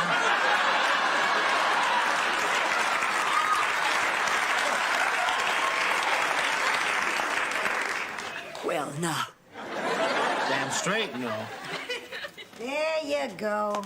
How many of those have you had? 7. You can't drink that much tequila. There's no tequila in this. I'm just whacked out on blood sugar. Whee! Oh, I'm so glad you're all here. I can't sleep as long as that man is in this hotel. Well, I can't sleep either, but not because I'm scared. Because I'm so mad at Roland. And I'm a little bit mad at you all, too. What did we do? Well, you're not supporting me. Rose, do you have any idea how important this hotel is to me? All my life, I've wondered what it would be like to run my own business. You know, I can remember when I was younger and wanting to go into business for myself. Now, I sat myself down and I said, what is it that I'm really good at that would make me a lot of money? Ooh, ooh, ooh, ooh. It had to be something I enjoyed doing. And something that would benefit mankind. And, of course, it had to be something that was legal. Oh. Did you ever go into business, Sophia? Yeah, I ran it out of our apartment in Brooklyn. I put a sign outside that read, "See Dorothy, world's biggest baby, 25 cents. You're kidding. I've seen baby pictures of Dorothy. She wasn't that big. No, but she had a big head. So I got a couple of salamis, put a pair of baby shoes on them, and stuck them in her PJs. She looked like she was about 4 feet long. Charlie and I were going to start a business once. We'd been on a trip to Washington, D.C., and we poured every dollar we had into getting the rights to run the gift shop at the White House. The White House belongs to the government. Private citizen can't run a gift shop there. I know. All right, I know. So you see, Blanche, we've all had our dreams, but we all want the hotel to work, especially Roland. I mean, you're getting mad at him for wanting the same thing you want. Roland's young. He has plenty of time for his dreams. Besides, he ought to apologize to me. I'm going to bed. Would you look in on Oliver? Yeah, sure. Good night.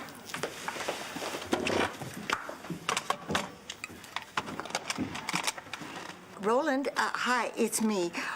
Would you check on Oliver and make sure everything's okay? Thanks. What are you doing, Rose? Putting our hotel back together. It's open. Hi.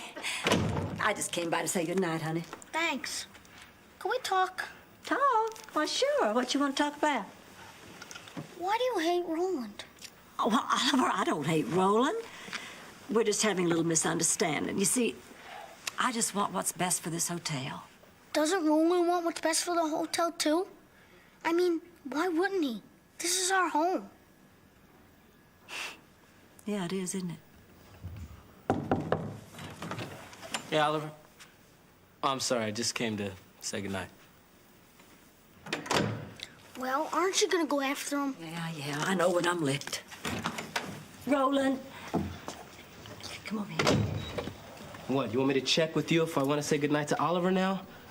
Blanche, look, I'm his foster parent. I think I should be allowed to say goodnight to him. Roland, I'm going to make this short. You certainly do know a lot about the hotel business, so why don't you continue doing what you were doing before I started my little reign of terror? That's it? What do you mean, that's it? I don't even rate an apology? That was my apology. Excuse me? No. That was, I may have been a little bit wrong, but now that things are falling apart at the hotel, could you please go back to running it, Roland? Pardon me? You're just being oversensitive. Can I get some money, please? I overreacted, didn't I? I'm sorry. I know sometimes that I can come off a little, A little weird?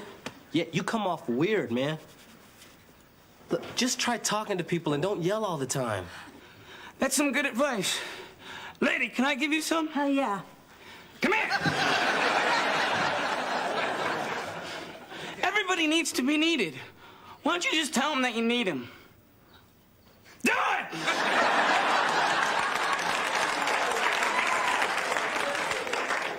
I need you. I need you to. Sweet dreams!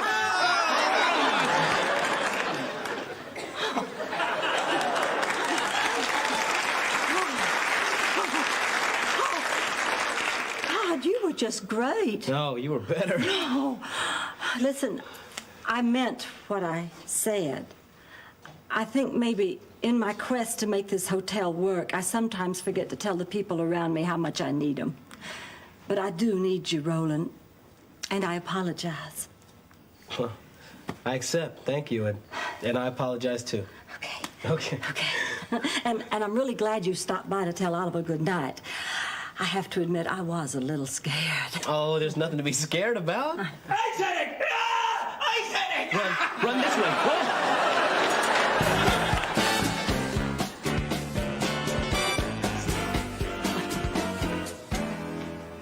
Oh.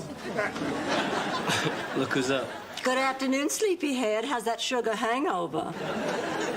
Dry up your round-heeled mattress, queen. What a zippity-doo-dah day. Good afternoon, Sophia. I'm gonna hurl. Hurry up. The Barbara LeGrand show's coming on. Don't you want to see our guest? Oh, yeah, that poor man. You know, he was kind of sad when you think of it. And welcome. Today's topic, men who kill and are set free. Just look at him, that poor, sad, scared thing. My first guest is from the Gainesville Prison for the Criminally Insane. Head psychiatrist, Dr. Gordon M. Cosset. Do you believe that? He's a psychiatrist. Well, I guess I didn't make such a stupid mistake after all. You know, Barbara, murderers need a stress-free environment. So I just want to say to all the killers on the panel, if you're looking for a place to relax, I highly recommend the Golden Palace.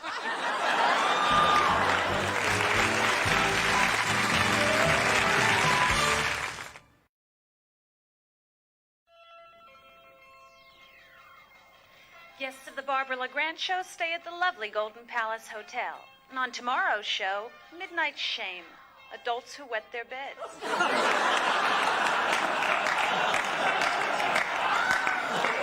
There's something we're used to, huh, babe?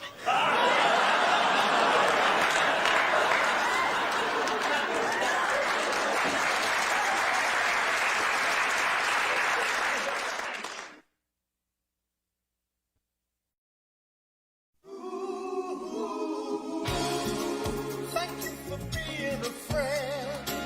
Traveling down the road and back again. Your heart is true. You're a pal and a confidant. And if you threw a party, invited everyone you would see the biggest it would be for me.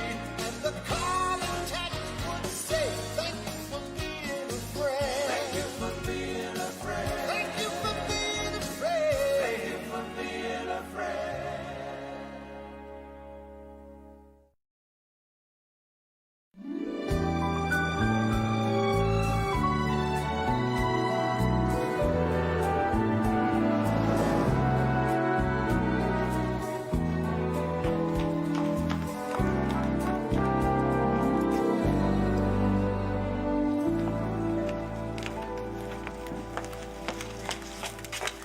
You know, I just can't believe that it took us 7 months to come up with this grand reopening party.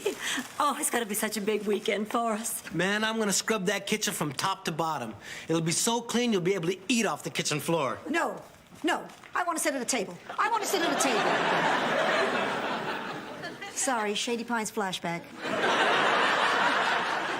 Hey, I'm not taking any chances. I even got rat poison for out by the dumpster. Very nice. Very nice. It's good to see everybody just standing around.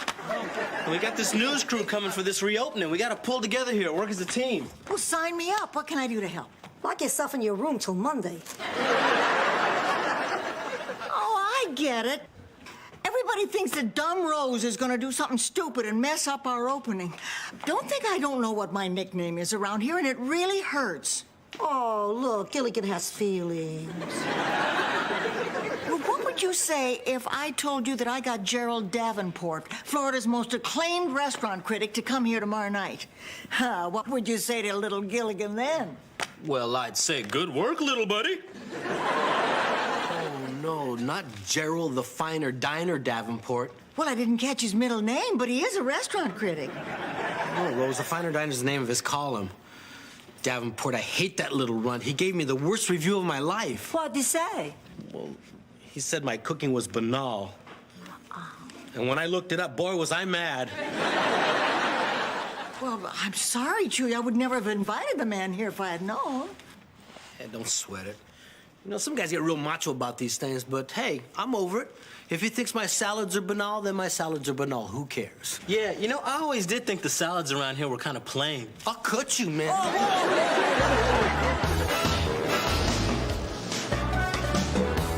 Well, sir, I am so sorry the airline lost your bag. We'll send it right up just as soon as they deliver it. Oh, thank you. I own a chain of travel agencies, and it is so refreshing to meet someone as bright and on the ball as you are. And by the way, that's a most interesting brooch. Amethyst? No, Lutheran.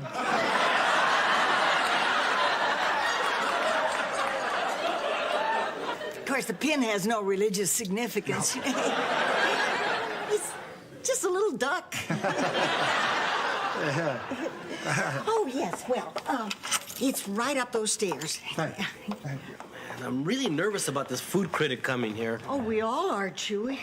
Look at Sophia. She's a basket case.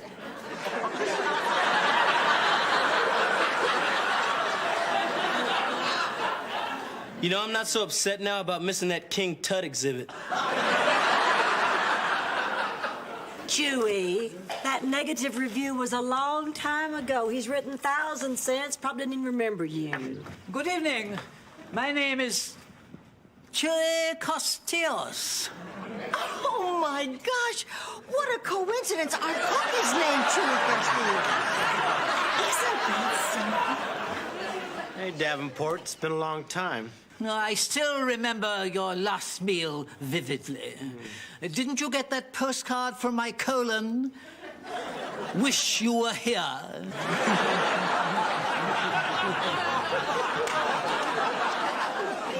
Well, I think you'll be very surprised by the meal I have prepared for you tonight. Does it involve food, or will I be making another run for the border?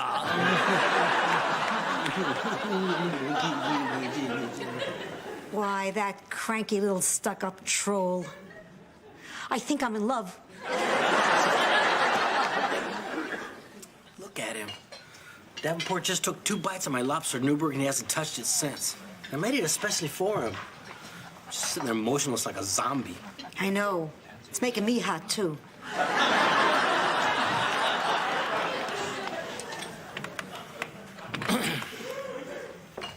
Well, Mr. Davenport, how's that lobster Newburg tonight? Mr. Davenport? Hello? Hello, Mr.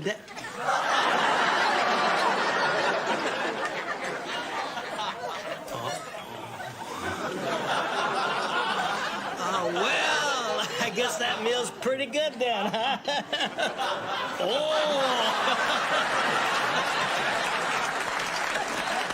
Thank you, sir. You're too kind. Well, you enjoy your meal. I'm just gonna go back here. Chewy, what's wrong? It's Davenport. He's gone. Gone where? You know, to a better place.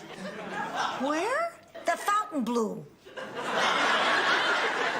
He's trying to tell you the guy is dead, you moron. Dad, how can that be? He was fine 5 minutes ago. Look, I took his pulse. It's not too tough to count up to 0. Why is it all the cute guys are either married or dead? But we can't let this ruin the grand opening for the other guests. We've got to get the body out of there before someone notices it. Sophia, you create a diversion for the other guests. Like what? I don't know. Tell them there are topless volleyball players on the beach. Got it. Honey, you sure you've got it? Yeah, got it. Topless volleyball players. Yeah.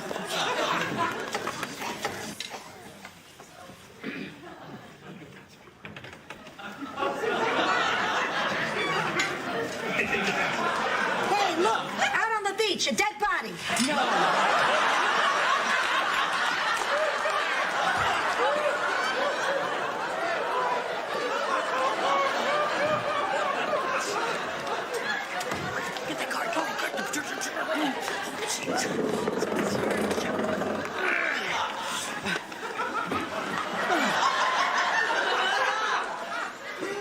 Oh, real smooth, Sophia. Look at that body!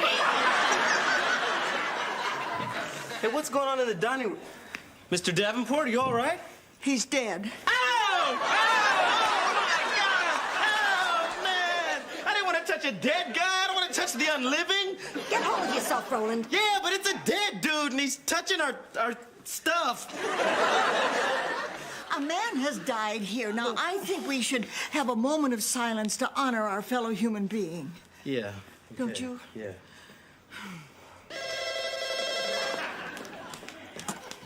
Golden Palace? Yes, as a matter of fact, a table has just opened in the dining room.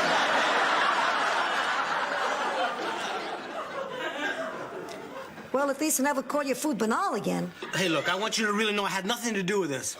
There's nothing wrong with my lobster Newburg. I make it the way I always make it. Look. Cream, sherry, rat poison. Oh, my God. It was a mistake. It looks just like cornstarch. Except where the Indian girl was, there's a rat in an electric chair. Oh, my God, I've killed a man. I killed Davenport. I must have subconsciously wanted him dead. No, Chewy, look, don't jump to conclusions, all right? Now, this is a very old man. Look, I know somebody at the coroner's office. I'm just gonna run upstairs and call him. Maybe we can keep this thing quiet. And I better tell Blanche. Boy, it's sad. You work hard all your life, and for what? It's times like this that make you stop and ponder. Wow, nice Rolex. Another of our owners, Rose Nyland. Rose, this is the Channel 3 news team here to cover our reopening.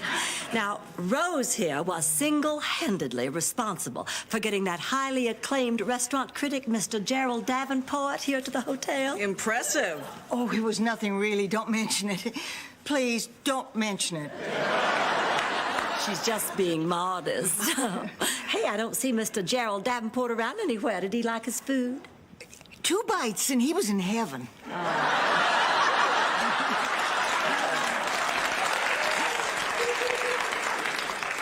Well, if you'll follow me to the kitchen, I'll introduce you to our chef, Chewy Castillos. Give me 2 seconds to straighten up.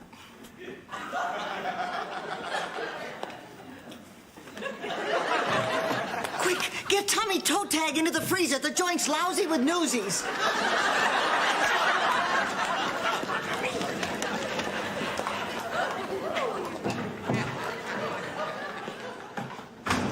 And this is our kitchen, where our chef, Chewy, prepares his culinary surprises. Oh! In the 7 months we've been here, there's been only one complaint.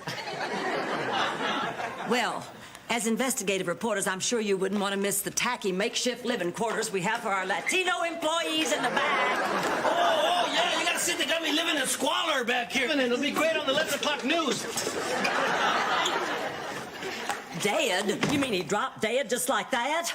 Lord, why does everything happen to me? Now we've got a corpse in the freezer, a camera crew snooping around the hotel, and a travel agent whose bad recommendation could just ruin our reopening. What next? Al Tucker, health inspector.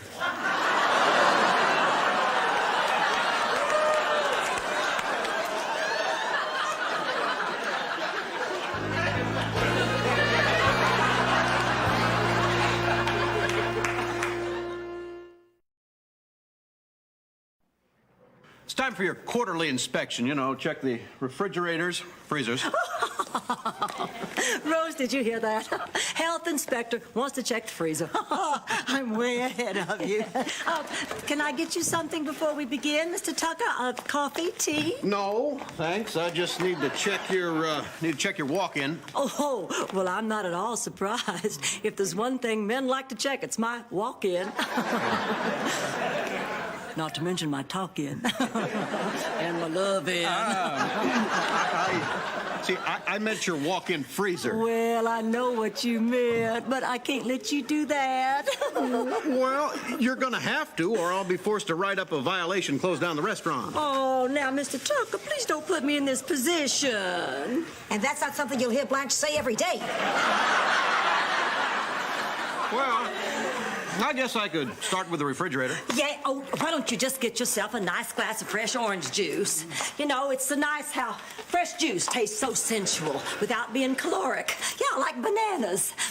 A healthy romp through the world of fruit without the hangover of candied snacks. Or how about a cheese ball? What are you talking about? Mister, I'm gonna level with you. I'm a lusty woman. A lusty, busty, zesty cowgirl that likes to ride all night.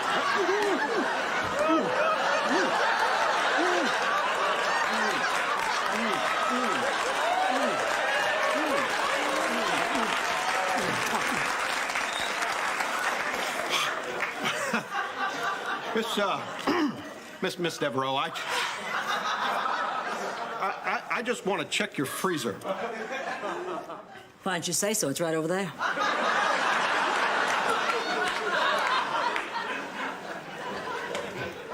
Oh, there you are.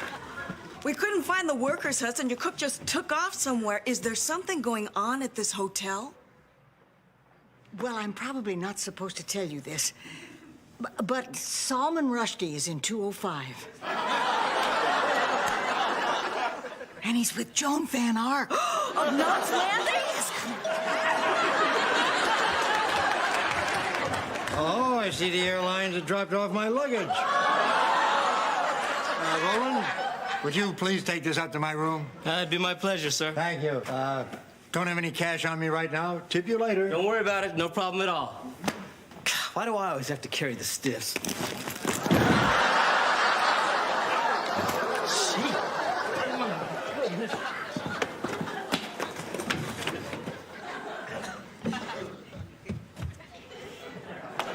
Oh, no.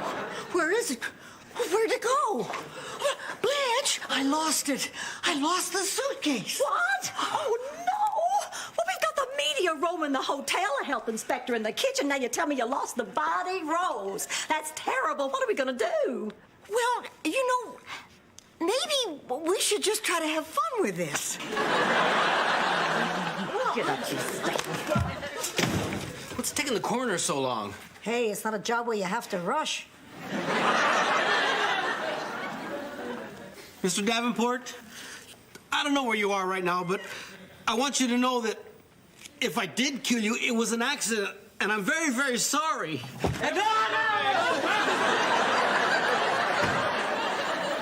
Who are you? Al Tucker, health inspector.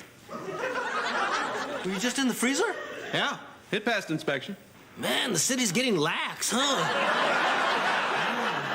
Look, I have one question. What are these clothes doing in there? Clothes? Yeah.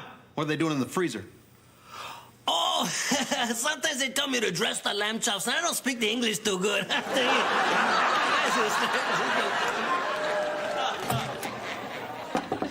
Mr. Mitchelson? Oh, look, I can't do this. Hey, we gotta get that suitcase back. Listen, ever since I was a kid, I've had this thing about death, okay? I can't take it. People, animals, insects. Once when I was 5... my pet hamster Marvin got out of... Roland, as much as we love a good childhood story, honey. Save it for your shrink cycle. We've got work to do. Oh, he's in the shower. Oh, that's perfect. You know how men are. They just take forever.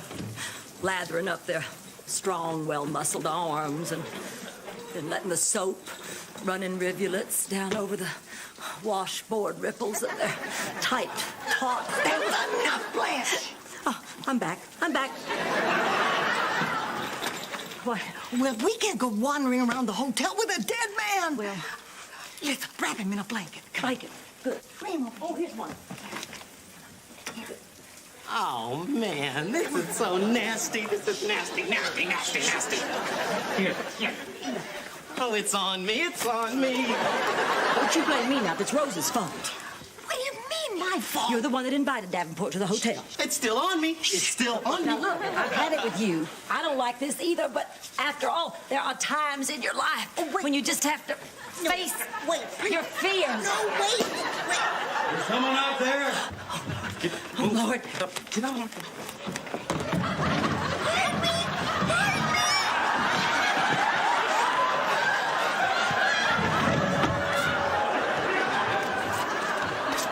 What's going on out here?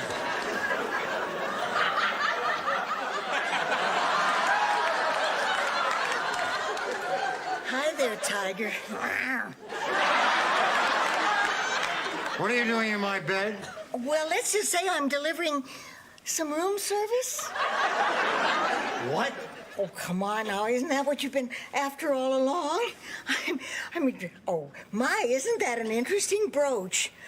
Please, I don't have to have a house fall on me. Then again, who does?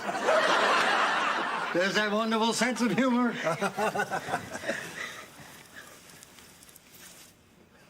Oh, your hand is so smooth.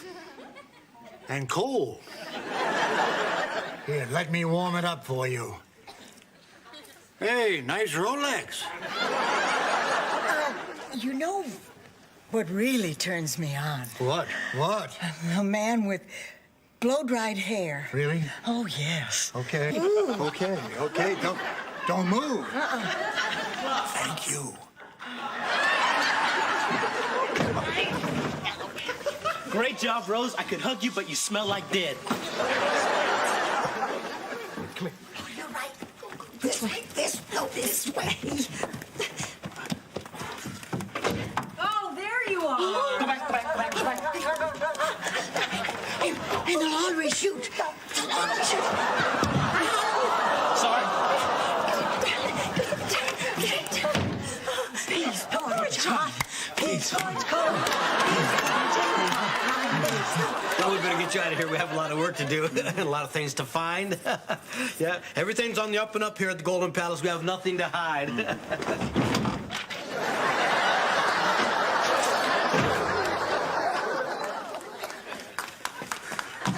Okay. We're gonna need a diversion for the guests. Don't worry, this time I got it. Topless volleyball players out on the beach. Yeah. Hey, everyone, look. Dead volleyball player in the blanket.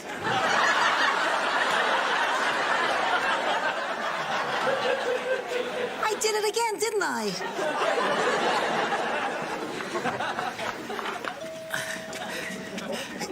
Blanche! Not now. Hold it. What? I gotta rest. Okay.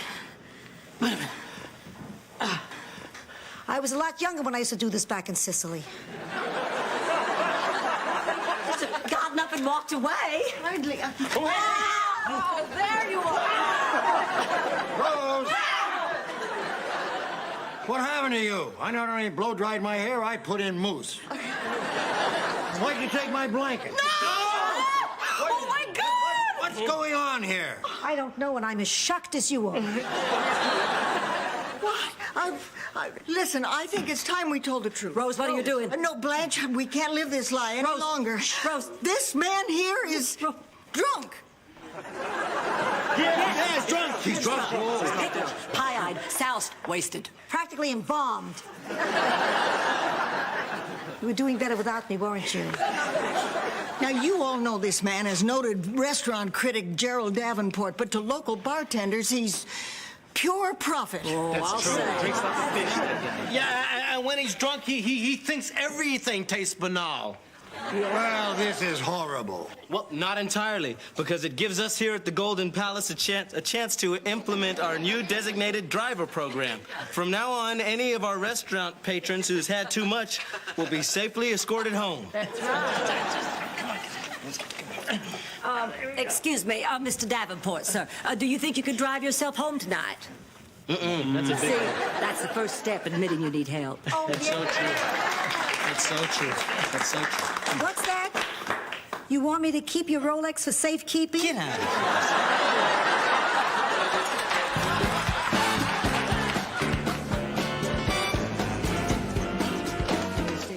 here. And Chewy, where have you been?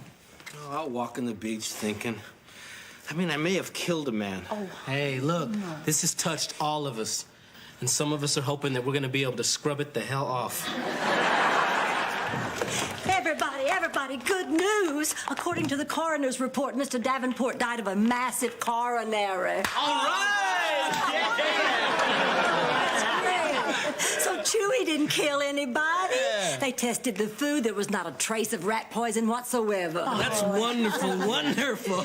Looks like everything ended up working out okay. Oh, I'll say it did. I mean, and because of our designated driver program, Mr. Mitchelson said he's going to recommend our hotel to all his travel agents. Yeah, and the health inspector said that we passed with flying colors. Really? Yeah. I guess everybody got something out of this. You're telling me. Ask me what time it is. Ask me what time it is.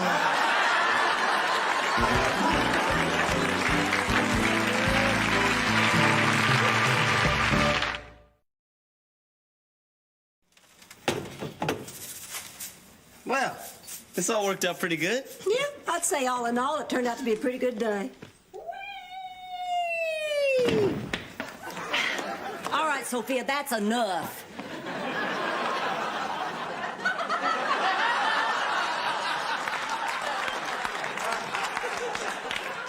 What, I gotta wait until I'm dead to do this?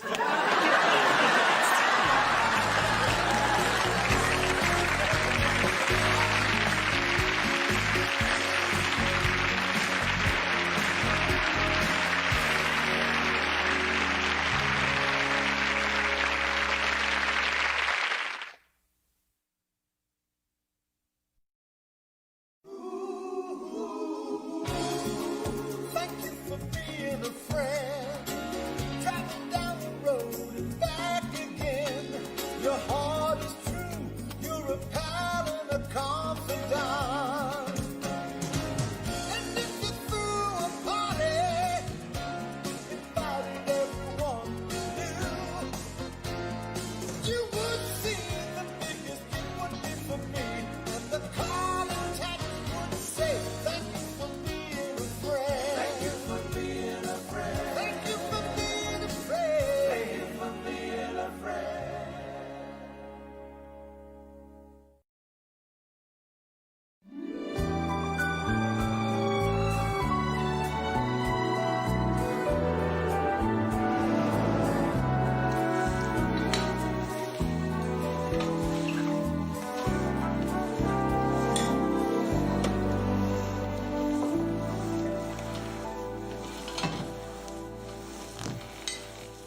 Sophia, wet floor. I can't do that on command. I have to be scared first. Chewy, wet floor. What, somebody to scare Sophia?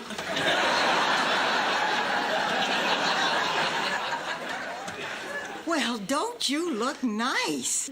It's taken 2 years, but as of today, I will have lost 140 pounds of ugly fat. You used to be heavy? No, married.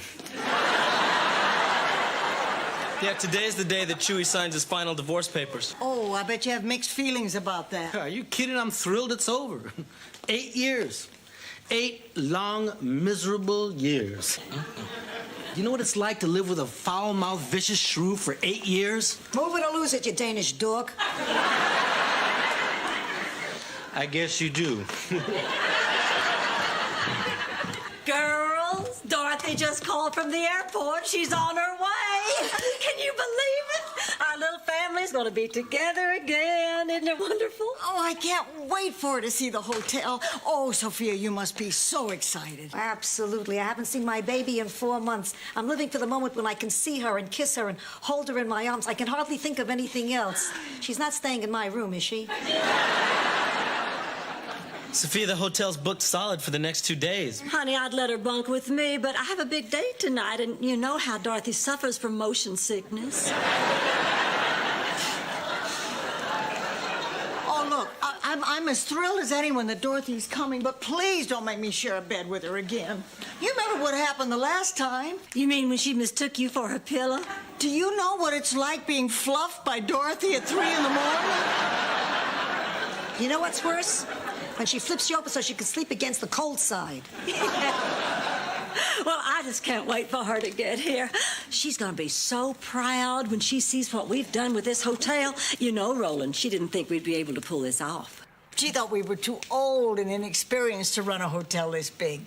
You know, this is just a stab in the dark, but was Dorothy the smart one in your group?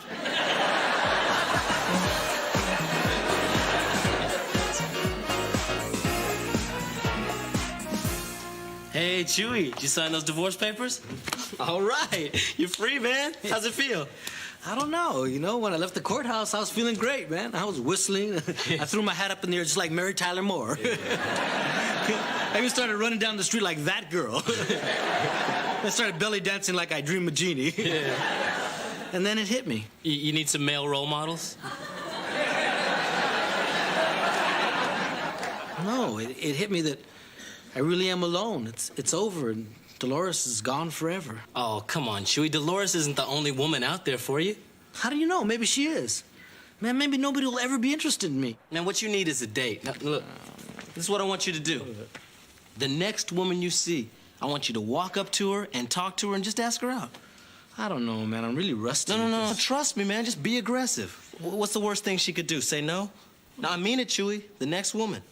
The next woman. Okay, the next woman. Walk up to her and say, hey. The next woman.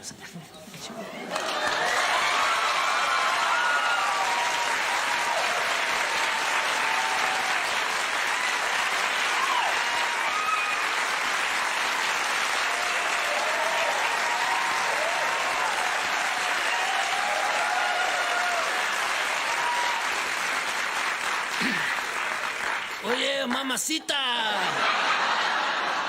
Do you move as good as you look? Walk away now and no one gets hurt.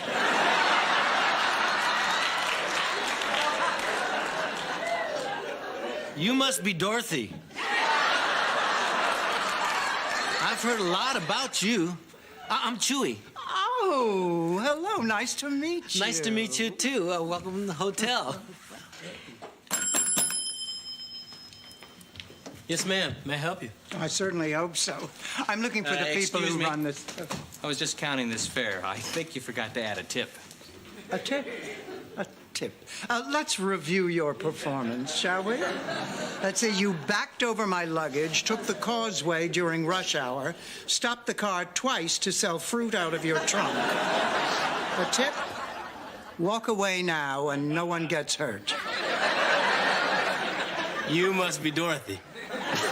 So nice to meet you. I'm Roland Wilson. Oh, how do you do? How do you do? You are nothing at all like I pictured you. Well, what do you mean? Well, it's just that from everything that Blanche and Sophia and Rose told me about you, I'd expected you to be, you know, taller. Oh, well, how much taller? About 5 feet taller, actually. and stronger, you know, and meaner. Why don't I just come back when they're all sleeping? Dorothy! Oh, I can't believe you're really here. Oh, look at you.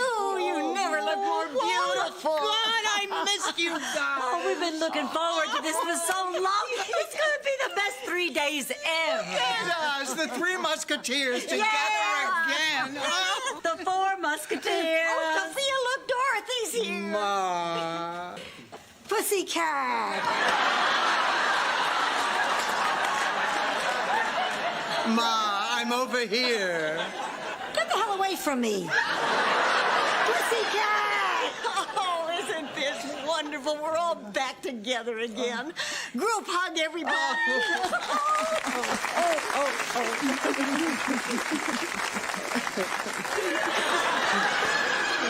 I've never really been as into this as they are. I gotta get back.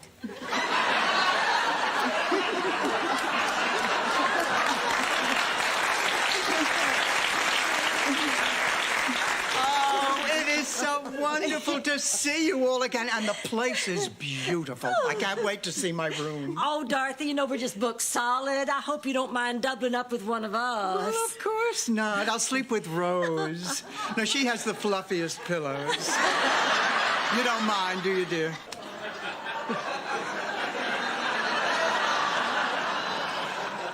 Oh, that's fine. Well, great. Well, let's show you the rest of the hotel. Oh, another group hug! Oh, wait a minute.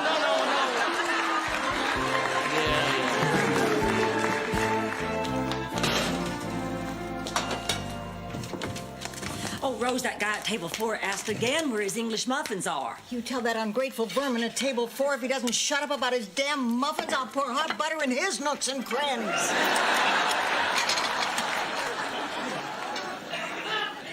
Dorothy fluffed you again last night, didn't she? And I'm not so sure she was asleep.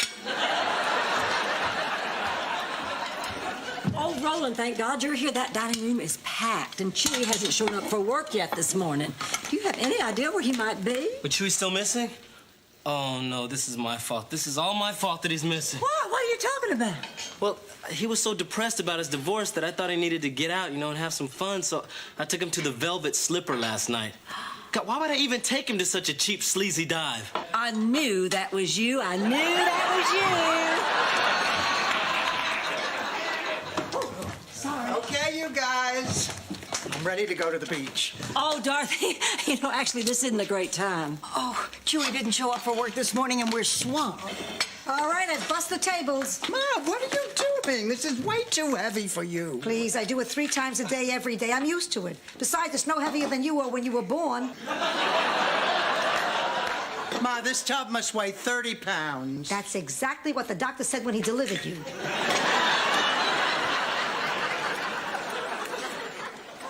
Dorothy, this is not what we had planned for this weekend, but would you mind if we asked you to give us a hand today? Well, honey, of course not. As a matter of fact, I have had a little experience with this. Really? Oh, sure. When I was a little girl, I used to love to pretend I was a waitress. Ma would play along with me, pretend to be my customer. I'd serve her dinner, and she'd complain about the service and threaten not to tip. We sure had fun. But after a while, she had me playing waitress all the time. When she had a dinner party, when her bridge club came over. I enjoyed it because I thought it was a game. What reason did a 5-year-old have for not trusting her own mother? Here we go again. You used me. It was our quality time. Quality time? You referred to me as the help. It was a nickname. On Thursdays, you lent me out to the neighbors. So you learned a trade. Ingratitude, that's all I've gotten from any of my employees. Kids, my kids.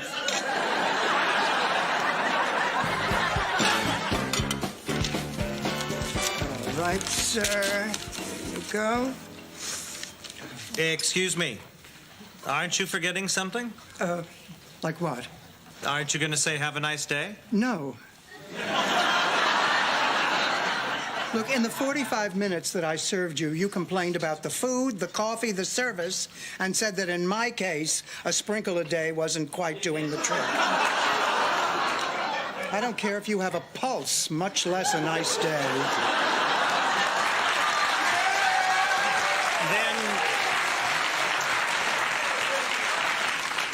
Then you owe me some pie. What? It says at the bottom of the menu, if any waitress after presenting the bill doesn't say have a nice day, she has to give the customer a piece of pie for free. You owe me some pie. This is ridiculous. What idiot would institute a policy like that? Have a nice day.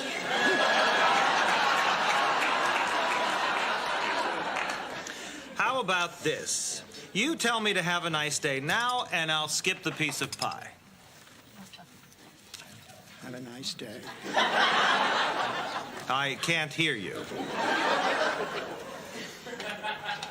Have a nice day. Now say it like you mean it. I'll go get your pie. Rose, do we have anything that gets out stains? No, I don't think we do. Why do you ask? Hey, this is my best suit! I spilled something.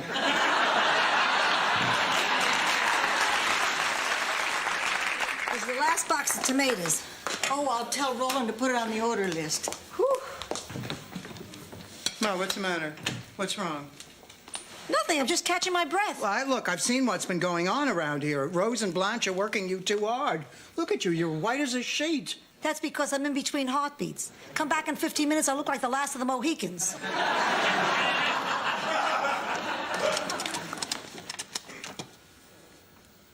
Lucas? It's me. Oh, honey, I miss you too. No, Ma's okay. Actually, she's not, honey. That's what I'm calling you about. Yeah, remember what we talked about, before I left? Well, after seeing what's going on around here, I think the best thing for Ma is if she comes home to live with us.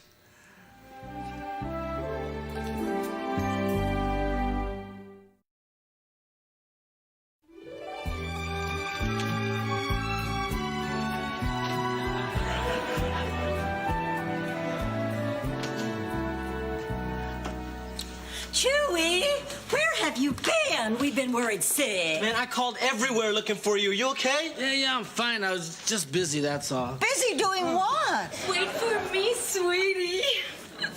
Busy getting married. Chewy, please tell us that this is a joke. No, it's no joke. Roland, Rose, Blanche, I'd like you to meet Beverly. My wife. We met last night at the Velvet Slipper. I was behind him in the rumba line. He had the cutest butt I had ever seen. Oh, please. Is that any reason to marry a man? Yeah, Blanche is right. How could you be so shallow? What about the chest? What about the shoulders? Look, Chewy, this is crazy, man. You two don't know anything about one another. That's not true. Chewy and I spent a lot of time talking last night. We told each other our life story. Even though we just met, I know everything there is to know about him. Chewy Castillos, where have you been? Our last name is Castillos? Hey, look, can we all talk about this later, okay? Oh, you stay right there, sweetie. I'll go get the bags. You already have luggage with this woman. Look, I just got married. Can you guys be a little bit happy for me? Oh, we're sorry, Chewy. So, was it a nice wedding? I guess so. I don't remember too much about it. Just we used the tequila worm as a witness. Look, that is it. We're gonna tell Beverly that this has been one big mistake. We're gonna find that worm, get that judge, and have this thing annulled. Now, come on, Chewy. Wait, man. What's all this we business, huh? This is my life and my decision. And I say Beverly and I are gonna give this marriage a shot. Come on, you just met her. You haven't even dated her. You don't know anything about her. Marriage is serious. It's not something you just hop into like a bed. It's more like a hot tub. You have to kind of ease your way into it. Test the waters. You don't just hop into it like a bed. Chewy, you're vulnerable right now. Look, you're obviously on the rebound from Dolores. Look, I know it's kind of sudden, but who's to say we can't be happy together, huh? I just do not believe this. How could this have happened? Okay, I admit it. I got a little drunk. Drunk? You had one margarita. God, I'd hate to see what happened if you had two. Oh, Chewy, I'm crazy about the new car you bought me. That's what happens.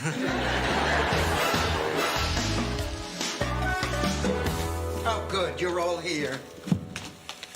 We need to talk. Well, I guess we need to talk. You've been here a whole day, and the four of us haven't had 1 minute to sit down and gab. No, actually, I want to talk to you. Wait, we're going to be talking about sex, aren't we? Duh. What do you say? Should I get out the cheesecake? I'll get the plates. You know, I really have missed you guys. Oh, Dorothy, and we have missed you too. Oh, boy, this is gonna be just like old times. Okay, now, Dorothy, I want you to tell us everything about the honeymoon. Don't you leave out a thing. Well, we got to the airport late, but Lucas managed to find a sky cat. Yeah, who cares? How was the sex?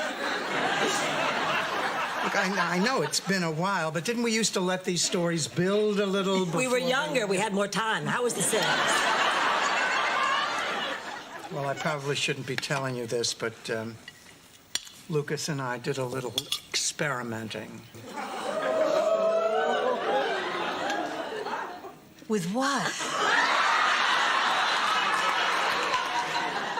Sulfur dioxide, Rose. With sex. We experimented with sex. And? Well, I tell you, it was amazing. Oh. I mean, for the first time in my life, I just shed all my inhibitions. I took risks. I threw caution to the wind. What did you do? Well, for starters, I left the lights on. Ladies and gentlemen, Madonna.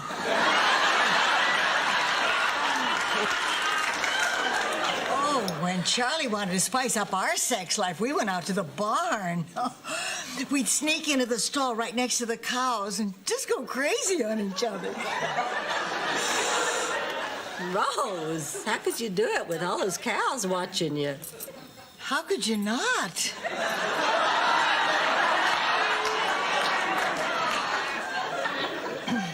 Well, I know you girls think I'm aggressive, but George was a wild man.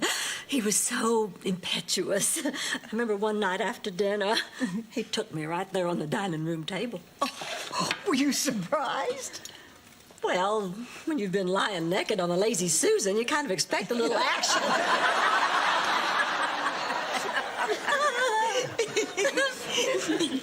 Dorothy, you okay?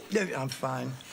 No, I tell you, there's something that I really have to talk to you guys about, and it's just a little difficult for me. Well, for goodness sakes, you never had any problem talking to us before. What's wrong? Well, first of all, let me tell you that I know how difficult this business has been for you, and I think you've just done a terrific job, but, well, it's an awful lot of work. Yeah? So what are you getting at? Well, I think that Ma's much too old to be working this hard, and I want her to come back to Atlanta with me. What? Well, but we need Sophia. We depend on her. I think you depend on her too much. But she enjoys the work. And we make sure she doesn't overdo it. Can I say something here? Look, I know that you've done your best, but, Rose, if you really care about Ma, you won't fight me on this. Oh, right. And you care so much that this is the first time you've been to visit in 4 months. Can I say something here? Look, after the wedding, Lucas and I needed some time together, and I thought about Ma every day. Well, I think about Nick Nolte every day. That doesn't give me the right to kidnap him, does it? Does it? Look, I think I know what's best for Ma. Well, we think you don't. Can I say something here? Boy, it just went out of my head. Ma! Wait, I remember. If anyone is going to decide where I'm going to live, it's going to be me. Got that? Okay. Where do you want to live? More importantly, whom do you want to live with? Remember, Ma, one of us is your flesh and blood. Yeah, but also remember that 2 of us didn't put you in a home. Ball's in your court, pussycat. Look, Ma, just make a decision. And if I can't? Then we'll make it for you. I need some time. I'm going to my room. I can't believe I'm being forced to choose between the 3 of you.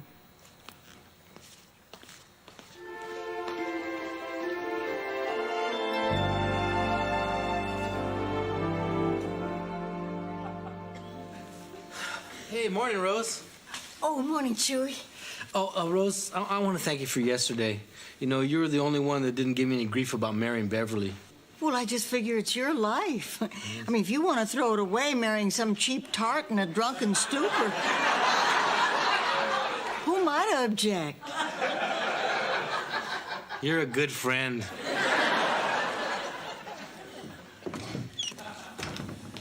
Has she come down yet? Who? Amelia Earhart Rose.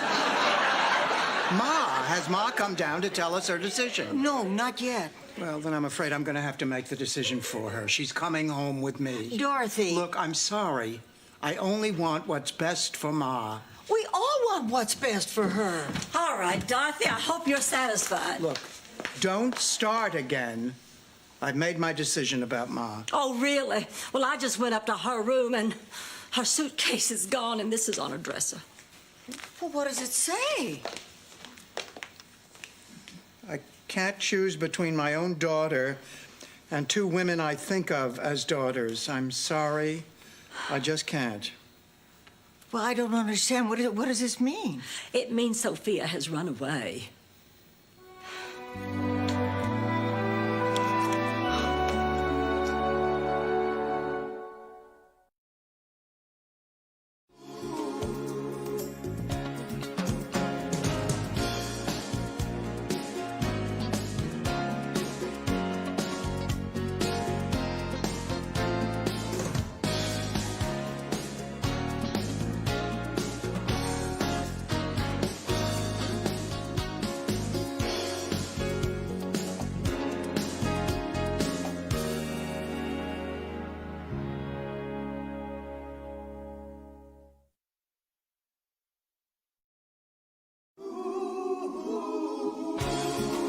Thank you for being a friend. Travel down the road and back again.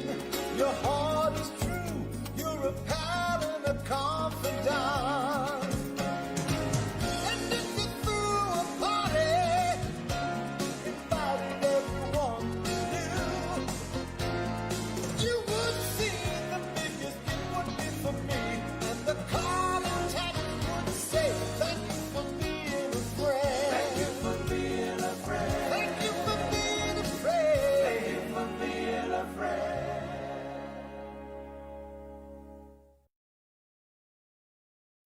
On the last episode of The Golden Palace. Girls, Dorothy just called from the airport. She's on her way. Group hug, everybody. Well, I think that Ma's much too old to be working this hard, and I want her to come back to Atlanta with me. What? Oh, Rose, I want to thank you for yesterday. You know, you were the only one that didn't give me any grief about marrying Beverly. Well, I just figure it's your life. I mean, if you want to throw it away marrying some cheap tart in a drunken stupor, who might object? I can't choose between my own daughter and two women I think of as daughters. I'm sorry. I just can't. Well, I don't understand. What does this mean? It means Sophia has run away.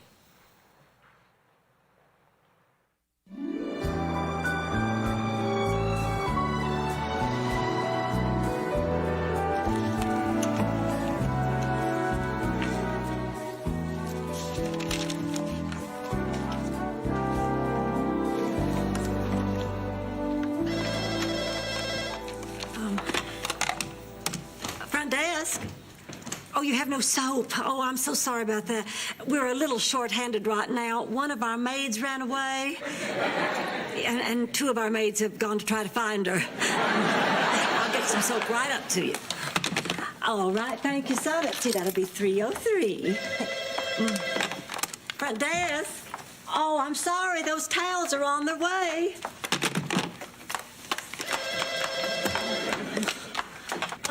Front desk. Look, I don't have time for this right now. You're going to have to try me again later.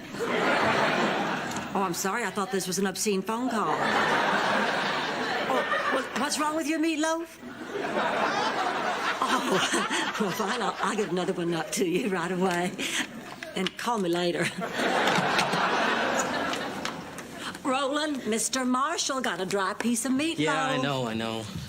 Chewy, what is the #1 rule of hotel cooking? If it doesn't look right, cover it with parsley. No, there's another rule. No amount of parsley can cover up dry meatloaf. So you want to explain that chia pet that you sent up to Mr. Marshall?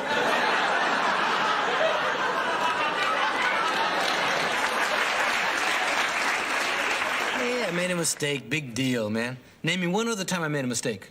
Chewy, you just got married to a complete stranger after having a single shot of tequila. Name another one. Come on, you gotta focus, Chewy. That's the third order that's been sent back today. Okay, well, maybe I'm not so happy, you know? But things are gonna be just fine once we, make love. Uh-oh. Have we found another problem that can't be covered with parsley?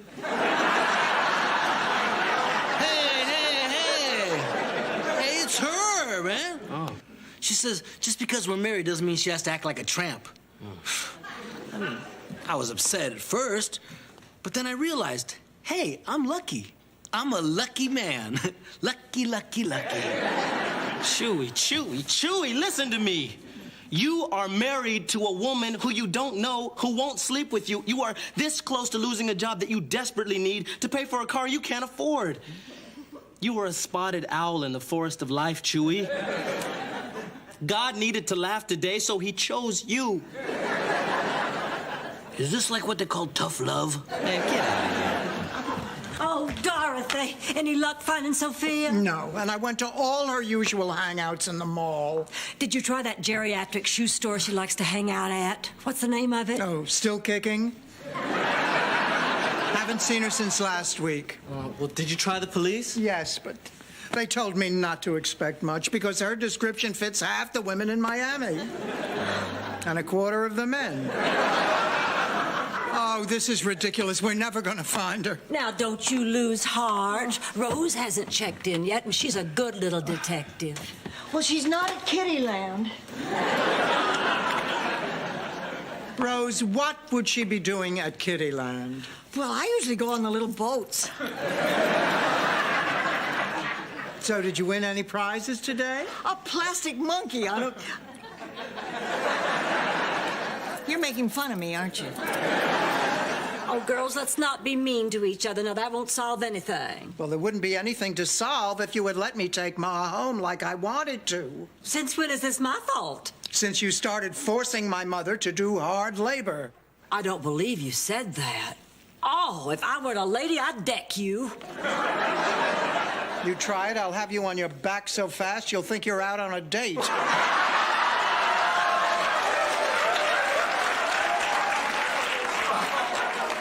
Stop it. Stop it. This isn't going to bring Sophia back. Now, we just have to think where she might go when she's depressed. Wait, did you try the cemetery? She's only been gone a few hours, Dorothy. It takes longer than that just to dig a grave. Is this today's paper? Yes. Yeah. Have you read it? Yeah.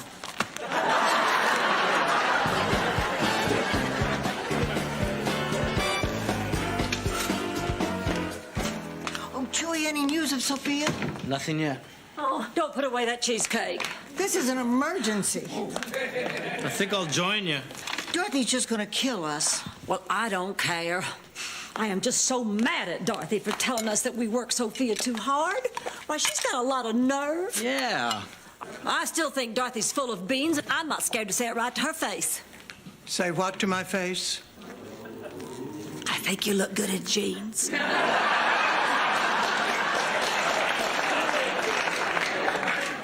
Blanche, you know what your problem is?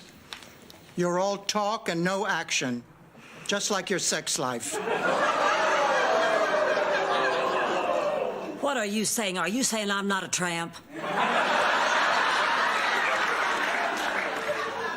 Then why do you think they called me the female Ted Kennedy? Because you look like him. Now, if you'll excuse me, I have to go find my mother. Oh, Dorothy, sit down. We're just running around in circles. Have some cheesecake. I don't want any damn cheesecake. I want my mother. Or are you all too thick to understand that? All right, Dorothy, that's enough. Ever since Sophia ran away, you've screamed and yelled and in general acted like a monster to me and to Blanche. And I'm telling you right now to cut it out. Or what? Or this.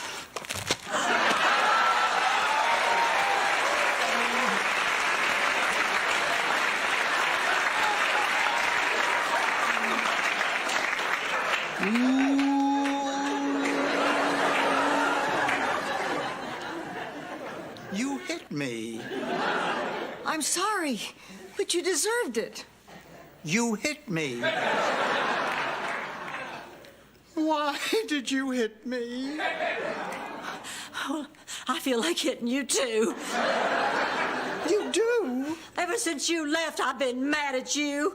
You just deserted us, and that hurt. You broke up our family. You left us out here all alone? For 7 years, we turned to you for everything. And then one day, you're just gone. Well, what about you?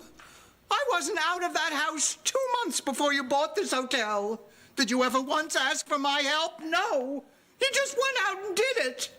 I thought you didn't need me anymore. We didn't want to bother you. Bother me? How could you bother me? You're my two best friends. We are. You are. I'm sorry. I'm sorry. Oh, I'm sorry.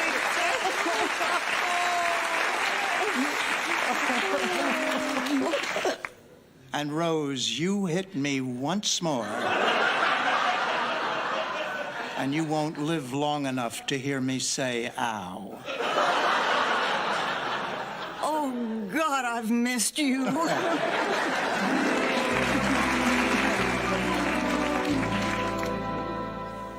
I'm looking for Chewy Castillos. You're looking at it, man. What can I do for you? You're Chewy Castillos? Yeah. You look like one of the Super Mario brothers.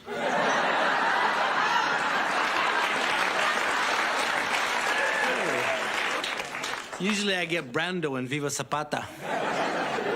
So, what can I do for you? You're the guy that Beverly chose over me? Who are you? I'm Ramon. She never told you about me? I'm the man who went steady with her, went to the prom with her, and have been in love with her since we were both 14. Oh, well, I'm the guy who just skipped all that and married her after a shot of tequila. Well, you're a lucky man. She's a wonderful, beautiful woman. I'm here to congratulate you. Hey, thanks. And just to let you know that if you ever do anything at all to hurt her, I'll kill you. I really will. Look, she's coming right down. Why don't you talk to her, man? No, I cannot interfere with her life. I don't want her to see me. I don't know why she's chosen you, but she has. So, once again, congratulations, kill. Oh, Chewy, did you just break it off with Beverly? No, I didn't. Oh, Rose. Hold me, Rose. Oh, there, baby. When did Rose become the strong one? I don't know. I'm looking for the manager. That purse? Where'd you get that purse? Yeah, some old lady left it in the back of my cab this morning. Looks like Ma's. Let's see. Bingo cards, brass knuckles, pocket edition of 101 jokes for the John. Yes, this is Ma's. Where did you take her? Well, got the log sheet right here. Let me check. Let's see. Picked her up, Goldenpalace 705. Dropped her off at a place called Shady Pines.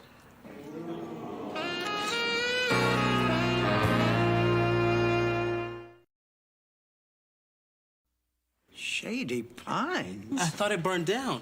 Well, they must have rebuilt it, but it certainly can't be as bad as Sophia's always made it out to be, can it, Dorothy? Well... Coin-operated walkers? Totally untrue. No, my mother made that up.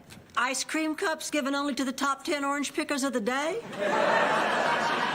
Not true. Anyone in the trees got ice cream.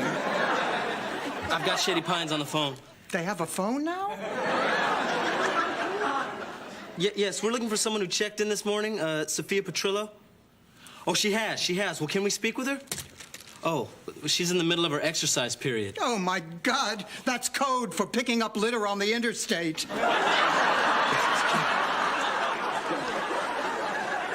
Ma? It's me. Honey, what are you doing? You sound out of breath. Well, you know the rules here. If you don't work, you don't eat. Ma, we're coming to get you. Don't. I would rather spend the rest of my life in this hellhole than have you people fight over me. But, Ma... Look, I can't talk now. One of the screws is giving me the fisheye. Goodbye, Dorothy. Whatever you do, don't come pick me up. Let me die in peace. Don't come pick me up. Ma! Oh.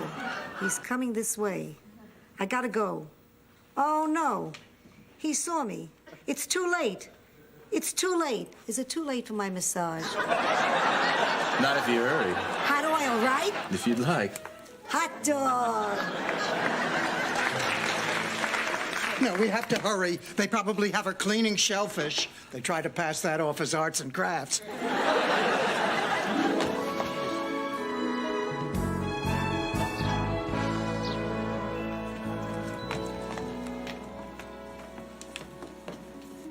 Oh, my God. What have they done? It's beautiful. It's paradise. It's a fake. No, they must all be out back sweating away what's left of their lives in some devilish fluff and fold operation. Hello, and welcome to Shady Pines. My name is Meredith, and I'm here to help you. What have you done with my mother, you Nazi? Security. The smart-looking one. You want to lay down on the floor and put your hands behind your back, please, ma'am? What kept you out of the regular police? Manners or motor skills? Come on. All right, now you back off. You take your hands off her. She's my friend. When did you become so strong? I don't know. Wow, I haven't had a workout like that since orange trees, since they had me in the orange trees. This woman claims to be your daughter, Mrs. Petrillo. Can you verify that? What happens to her if I don't? We call the police and have her jailed for trespassing. I'll tell you what, let's do that for now. Okay, she's mine, she's mine. Okay, show's over. Go on home. Go on, go on. What are you doing here? Ma, you had us worried sick. I hit Dorothy. Don't lie. No, I really did. Oh, you did not. She did. You shall lead us now.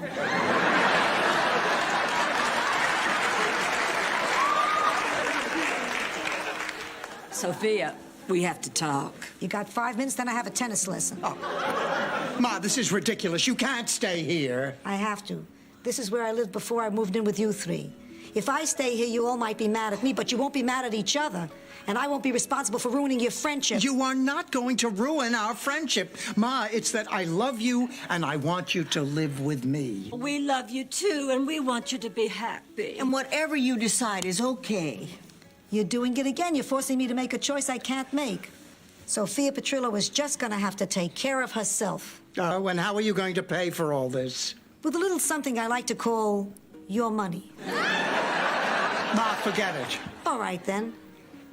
Girls, I'm afraid I'm going to have to take out all the money I put into the hotel. Oh, the only thing you actually put into the hotel was that candy dish in the lobby, honey. Keep it. Ma, look, Shady Pines might have a new coat of paint, but they can't take care of you the way I can. Sushi? Thank you. Look at that tush.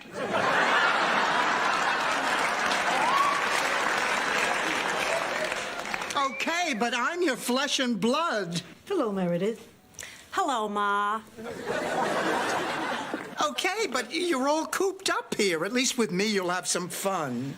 Attention, Shady Piners. Circus night is starting in 5 minutes on the big lawn.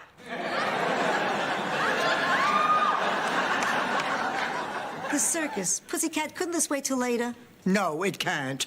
You have to come back to the hotel with us so we can talk about this. That's right. We're obviously not going to solve anything here. That's fair. Okay, I'll go pay the bill. Rose, you think you could stand up to Dorothy one more time? I'd be glad to, Sophia. $1,200! You're on your own.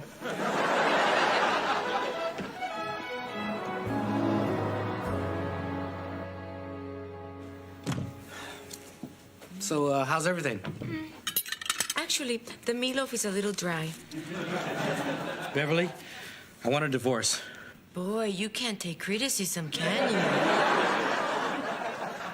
Beverly, look, I'm sorry to blurt it out like that. It's just that I've been doing a lot of thinking, and Beverly, I don't think I love you.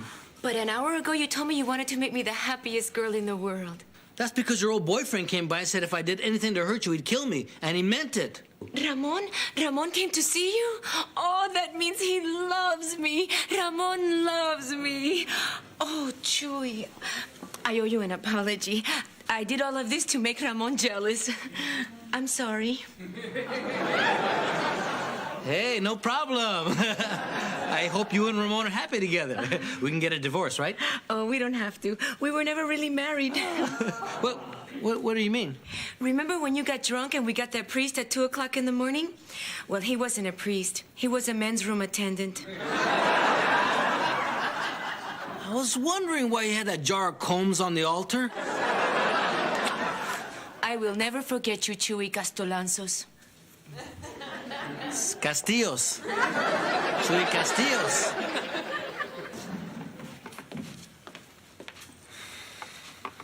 My plane leaves in a half hour.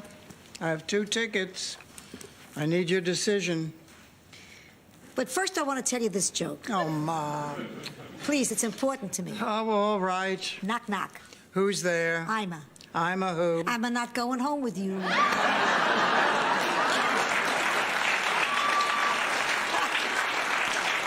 I thought the rejection would be easier with a little humor mixed in. But seriously, I'm not coming home with you. I can't believe this. Pussycat, this isn't about you. It's about me. Don't you see, Dorothy? I need to be at this hotel now. I need to be busy. When I was at Shady Pines, they waited on me hand and foot, and it made me feel old. That's how I'd feel if I went home with you. Oh, Ma, I don't want to be selfish. It's just that I love you, and I want to be with you. Those are the best words a mother can hear. And I promise you, when I'm ready to slow down, I'll be there with you. I love you, Pussycat. I love you, Ma.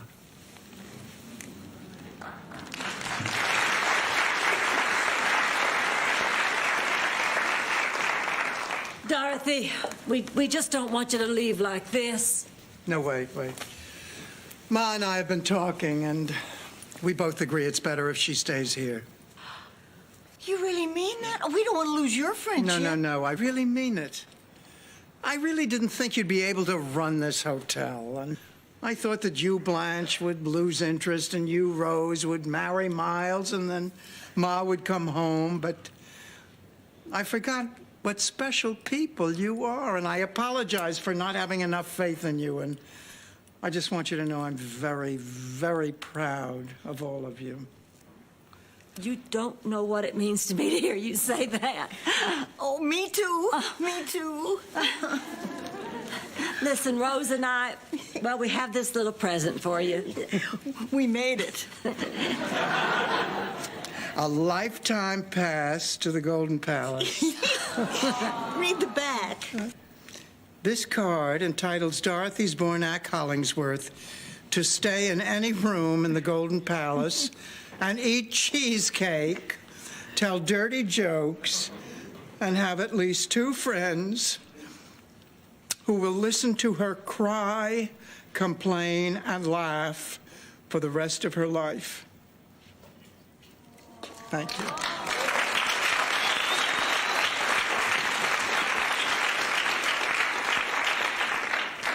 I got you something, too. Oh, this candy dish. It's engraved, "To Ma, love Dorothy." Damn it. Blanche, we're getting backed up over here. Oh, I'll be right there. You come back and see us, you hear? Oh, the flowers are here. I have to take care of those. Sophia, come on, we gotta go over the menu. They're gonna work me to death, you know. Ma. Just a little guilt for the road. Goodbye, Pussycat. Goodbye, Ma. Golden Palace.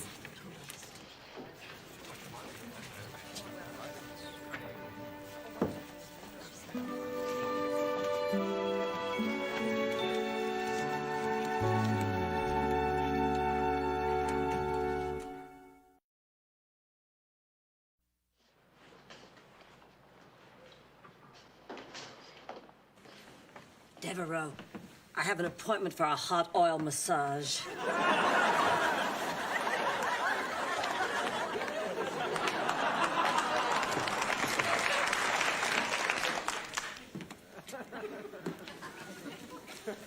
Hi, I'm Rose Nyland. I'm here for the circus.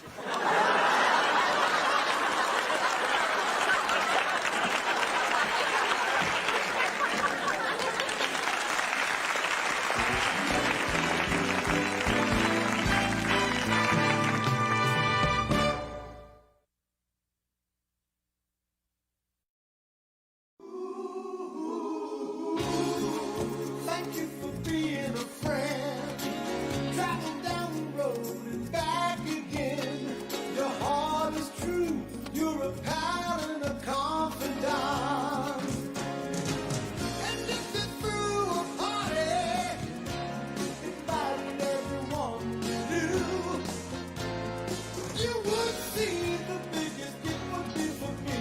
And the card attack would say, thank you for being a friend. Thank you for being a friend. Thank you for being a friend. Thank you for being a friend.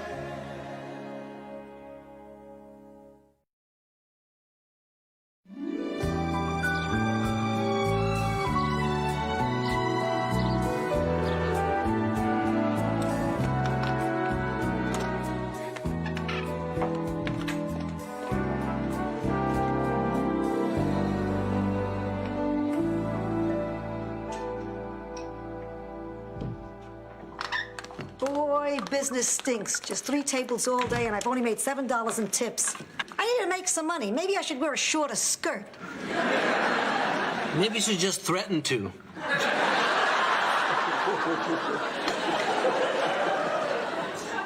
What silly little thing do you need money for now, Sophia? Teeth.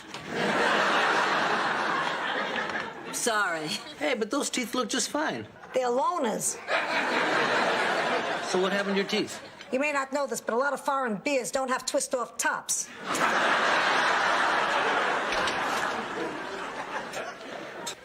Hey, Chewy, you got any old cans lying around? Yeah, there's some in the recycling bin. Why? Well, I have to raise $50 by Friday. My class is going to Waterworld this weekend, and it costs $25 to get in. Oh. Well, then why do you need 50? Because. Because why?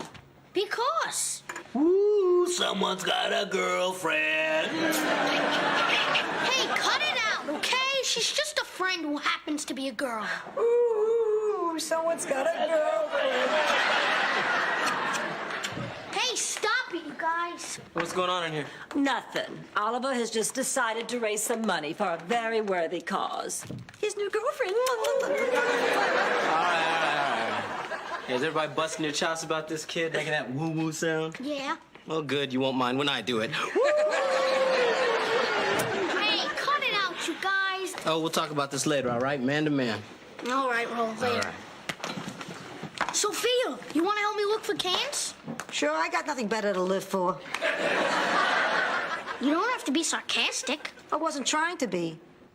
Oh, God, I wasn't trying to be. I'm so depressed. How am I supposed to go on? I'll split the money with you. All better. Chewy, I need $5 quick. Well, okay, here. What's the problem? You know that woman I was serving lunch to? She doesn't have any money to pay her check. Now, I told you can't go helping every deadbeat who comes in here. Oh, she's not a deadbeat. Her name is Vivian, and she's very sweet. She just happened to misplace her wallet, that's all. In any event, you don't need money. This is our restaurant. If you want to pick up somebody's check, you just sign for it. I know that. I'm not stupid. This is my tip.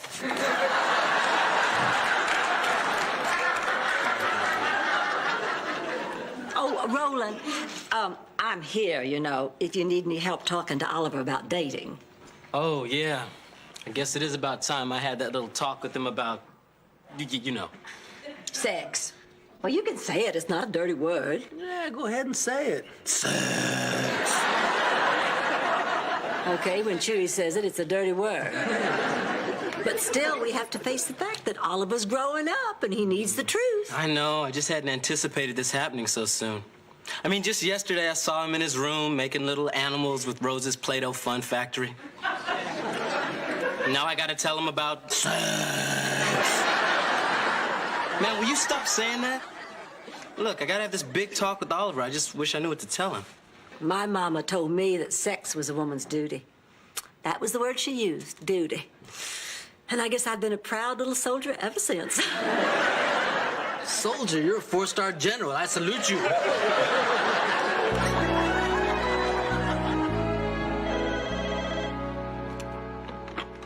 Golden Palace? No, sir, we don't serve Chinese food. This is the Golden Palace Hotel. You want the Golden Palace restaurant. Another call for that new Chinese restaurant? I'm glad business is good for somebody. $7 in tips all day, and then we get stiffed on the old lady's bill. Left my purse at home. Please, I used that line when I was in my 70s. Well, whoever this Vivian is, Rose sure does seem to like her. Probably because she's been willing to listen to St. Olaf stories for about an hour. Golden Palace? No, we don't serve any Chinese food. This is the Golden Palace Hotel. You get a lot of those Chinese restaurant calls? Yeah, at least 20 a day. Really? 20 a day? Ka-ching!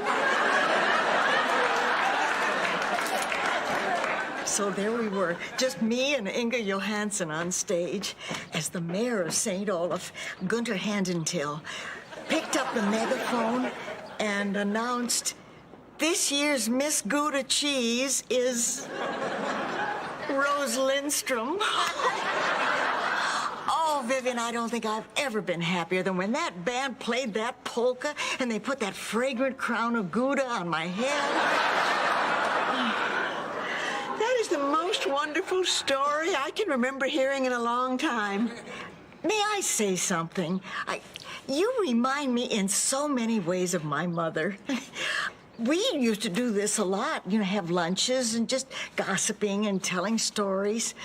I'd forgotten how much I missed those talks. Well, if you'd like, why don't you just call me Mama? That's what everyone calls me anyway. Mama? Mm-hmm. All right, that's what I'll call you from now on. Would you like some more tea, Mama? Oh, no, thank you, Charlene. Who's Charlene? Well, you are, silly. Honestly, Charlene, I don't have time for these little games of yours. Mama is very tired now.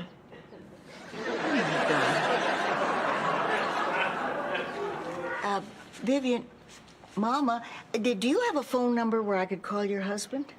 Charlene, Daddy is in Germany now, fighting in the war. But I'll tell you this. Mr. Hitler better start running if he ever meets up with your daddy before he has had his coffee. Mama is going to take a little nap now. Will you walk me to my room, Charlene? Of course. Mama.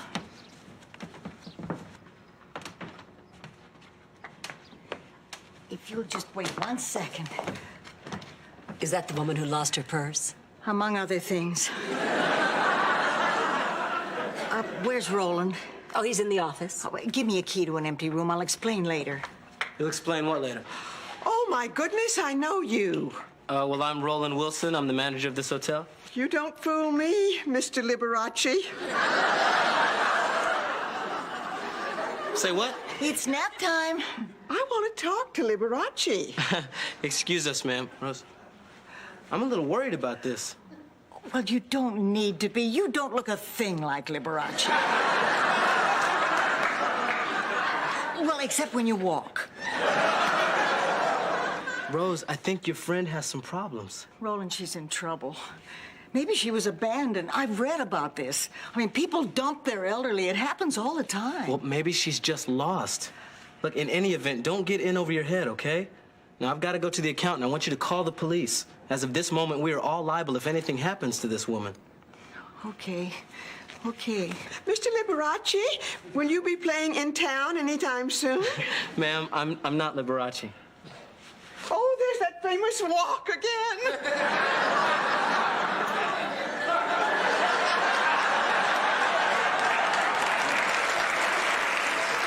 The key. Honey, she's just a little disoriented. She'll have a nap. She'll be fine. Why don't we go upstairs? Oh, the poor thing. Can you imagine living in that kind of fantasy world? Every day I thank the Lord I still have my mind. Golden Palace. Oh, yeah, we have a Chinese takeout.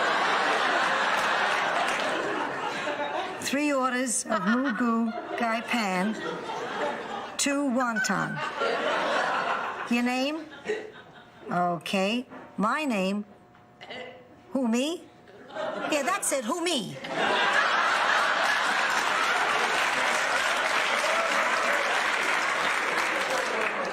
Hey, how much money have you saved for your date? Who, me? That name's already taken. How much? About $30. How would you like to invest it and make some real money fast? Count me in. I'll get my money. Hey, you. Who, me? I don't want to have to tell you again. I'm who, me. You're hey, you.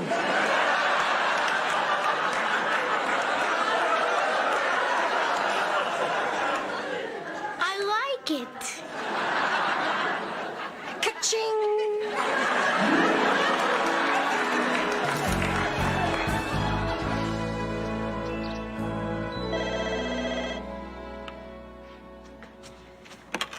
Golden Palace. Oh, yes, Mr. Gross. 1 mushu pork and 3 pot stickers. We'll have that to you in less than 30 minutes, or it'll take longer. Rose, hold it right there. Rose, an old woman upstairs just asked me if she could swim in my piano-shaped pool. Who do you suppose that could be? I have no idea. Rose, Vivian is in this hotel. I don't know what you're talking about. Charlene, look, your favorite. Doubles. And I'm offended that you'd even say such a thing. Rose, why didn't you call the police? Because I knew they'd put her in a shelter, and I don't think she can take that. Rose, I don't think this is a very good idea. That's exactly what I said to my sister when she wanted to put my mother in a home. But I let her convince me it was for the best, and it wasn't. They took good care of her, but she was scared. And in a few weeks, the damage had been done. I've spent the last 6 years wishing I had it to do all over again. So I've made a decision. Until we find out where she belongs, Vivian lives here.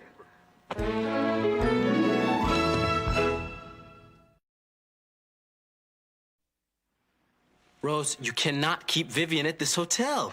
I told you, Roland, I have my reasons. You wouldn't understand. I know you think you know what you're doing, Rose, but if you don't follow No, Roland, I do know what I'm doing. Rose, wait a minute. Roland, no use. You cannot talk to her when she gets that way. She has a real stubborn streak. 7 years she worked on that Rubik's Cube. 7 years. And that was just to get it out of the box. But seriously, I'll go talk to her.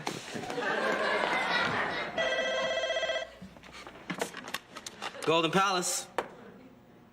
You want to change your order to 4 pot stickers? My name, who, me? No, I don't have a cold and I didn't take your order. Who would come up with a ridiculous name? Sophia! We need another sizzling rice, and we're getting low on fortune cookies. Okay, got it. What the hell is going on in here? Nothing. Normal lunch. Get out. You're taking those Chinese restaurant orders. Oh, I am not.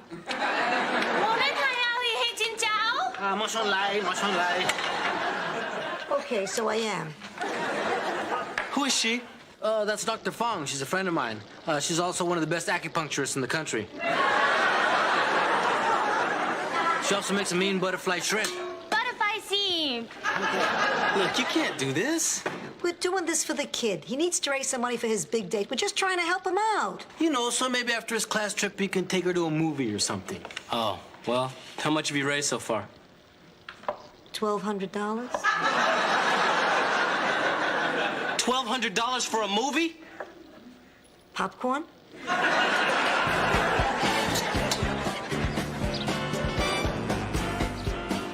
All right, here's the deal. Pay Oliver back his money plus a little profit so we can go on this date. Pay Dr. Fong for her work, deduct the cost of the food, and give the rest of the money to the real Golden Palace restaurant. What do you mean give back the money, man? We earned it. Chewy, you took another man's business. That's not ethical. Hey, it's a dog-eat-dog world. Dog? No cook dog.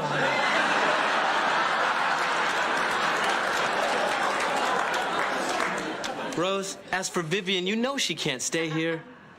Roland, I stayed up all night talking with this woman, and even though I don't know who she is, I know her, and she thinks I'm her daughter. Blanche, what do you think? $1,200 is a lot of money. I think we ought to serve Chinese food all the time. No, about Vivian. What would you do about Vivian? Who, me? Leave me out of this.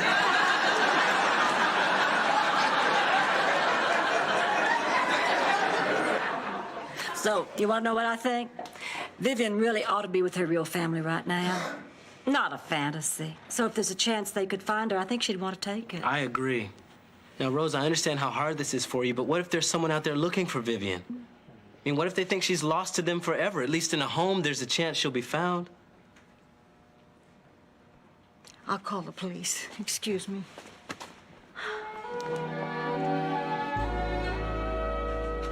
Vivian's having tea in the dining room. I don't want to watch when they take her away. You're doing the right thing, Rose. I know. Mrs. Nyland, we're here to pick up the older woman. Her name is Vivian. Yes, ma'am. Listen, we have some papers for you to sign. Is there any way we could... Yeah, we can use the back office. Isn't there any way she can stay with me? I'm sorry, Mrs. Nyland. Don't worry, ma'am. She'll be well taken care of. This way? Would you like me to freshen that up for you? Thank you. Where is Charlene? I haven't seen her since morning. She cares for you very much, you know. You must try to remember that. She only wants to do what's best for you. We all want to. What's the matter, Consuela?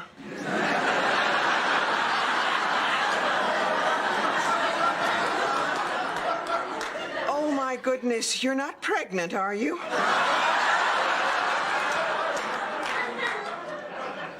Please, I can hardly pass gas without breaking a hip. Well, you just relax while I get you a nice glass of juice. Would you like that? Sure, but not apple. I'd like to walk out of here tonight.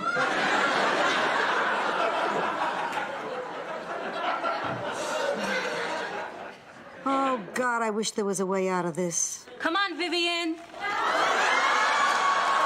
You're going for a ride. What? No, you got the wrong old lady. I'm Consuelo. Sophia. My name is Sophia. Sane as a rock. Come on, test me. Test me. Okay, let's go. Come on. Wait a minute. You got the wrong old lady. You got the wrong old lady. Help! Help! You got the wrong lady. I don't want to go. Help! Don't listen, Rose. Trust me, we did the right thing.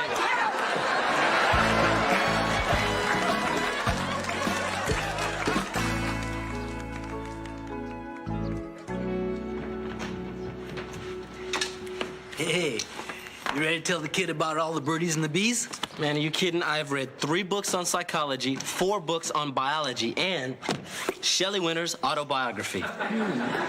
And might I add, yuck. Hey, man, you can't teach a kid about sex from books. Especially with the MTV generation, man. You need visuals. Which is why I picked up these guys. Puppets? Chewy, I'm not gonna teach Oliver about sex with some puppets. I wrote this little puppet play and everything. Don't you want to hear it? I knew one day my love of puppet plays would get me in trouble. Go ahead. Okay, good. You like this one? Okay. This is called Long Day's Journey into Puberty by Chewy Castiles. Okay.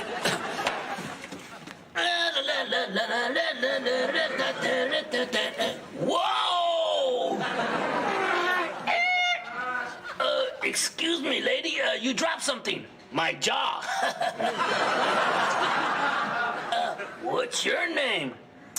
I'm Susie Badgirl. Oh, Susie Badgirl. I've heard about you. There's a bunch of things I'm not supposed to do with you. Oh, yeah? Like what? And then it gets real technical. What do you think? Well, if you only see one puppet play this year, run, don't walk to Long Day's Journey into Puberty. Hey, thank you. Thanks. Look, here comes a kid. Get those away from me. Let me handle this, okay? Bye. Get him. See you later, Chewy. You wanted to see me, Ro? Yeah, Oliver, have a seat. Look, Oliver, you're beginning to grow up. And as you get older, as the butterfly soon turns into a moth, a young boy's passing fancies soon turn to pollen. And in 1953, Shelley Winters met Marlon Brando on the set of On the Waterfront. And then If you're gonna tell me about sex, you don't have to. They're teaching it to me next semester at school. Well, you know, if that's the way you want to go with this, okay? But look, if there's anything you don't understand, anything at all, I'm here for you. Well, I do have one question. Oh, God.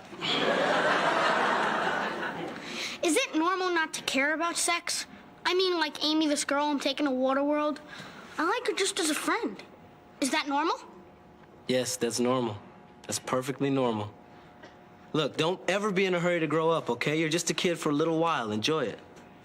Thanks, Roll, I will. All right.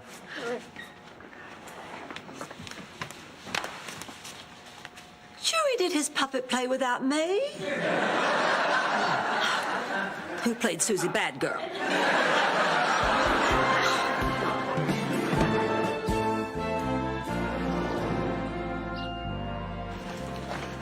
Hey, I thought they were taking Vivian away. They did, Oliver, about an hour ago. No, they didn't. She's outside. Oh, there you are. Oh, no. She came back, Roland. She must have escaped. It's a sign. No, if she'd escaped, the police would have called us. Something else happened. Well, I don't care what happened. It's not going to happen again. From now on, Vivian lives here, and that's final. Where's Sophia? You don't think they took Sophia? Oh, we've got to straighten this out. Hey, what's the rush? I'm home. Charlene! You had me so worried. Charlene was looking for her down at the shelter. After an hour, I finally talked these guys into bringing us all down here. Mrs. Petrillo, again, I apologize. And I'm sorry I made you frisk me so many times. And it's not like we're even. Sophia told us what you did. You probably saved Mama's life. I was worried, sick. I've been looking all over for her. Thank you. Oh, no, please. It was a pleasure. Your mother's a wonderful woman. You promise you'll bring Mama back to visit us? We will.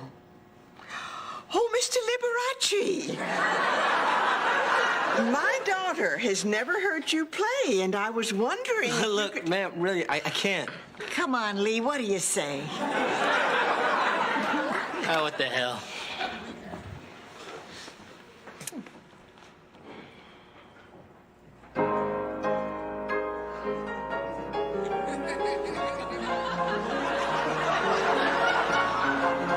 Isn't he wonderful?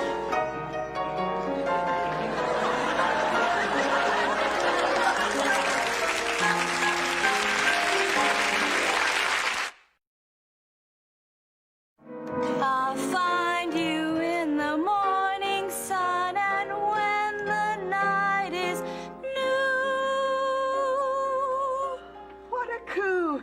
Liberace and Edie Gourmet. I'll be looking at the moon, but I'll be seeing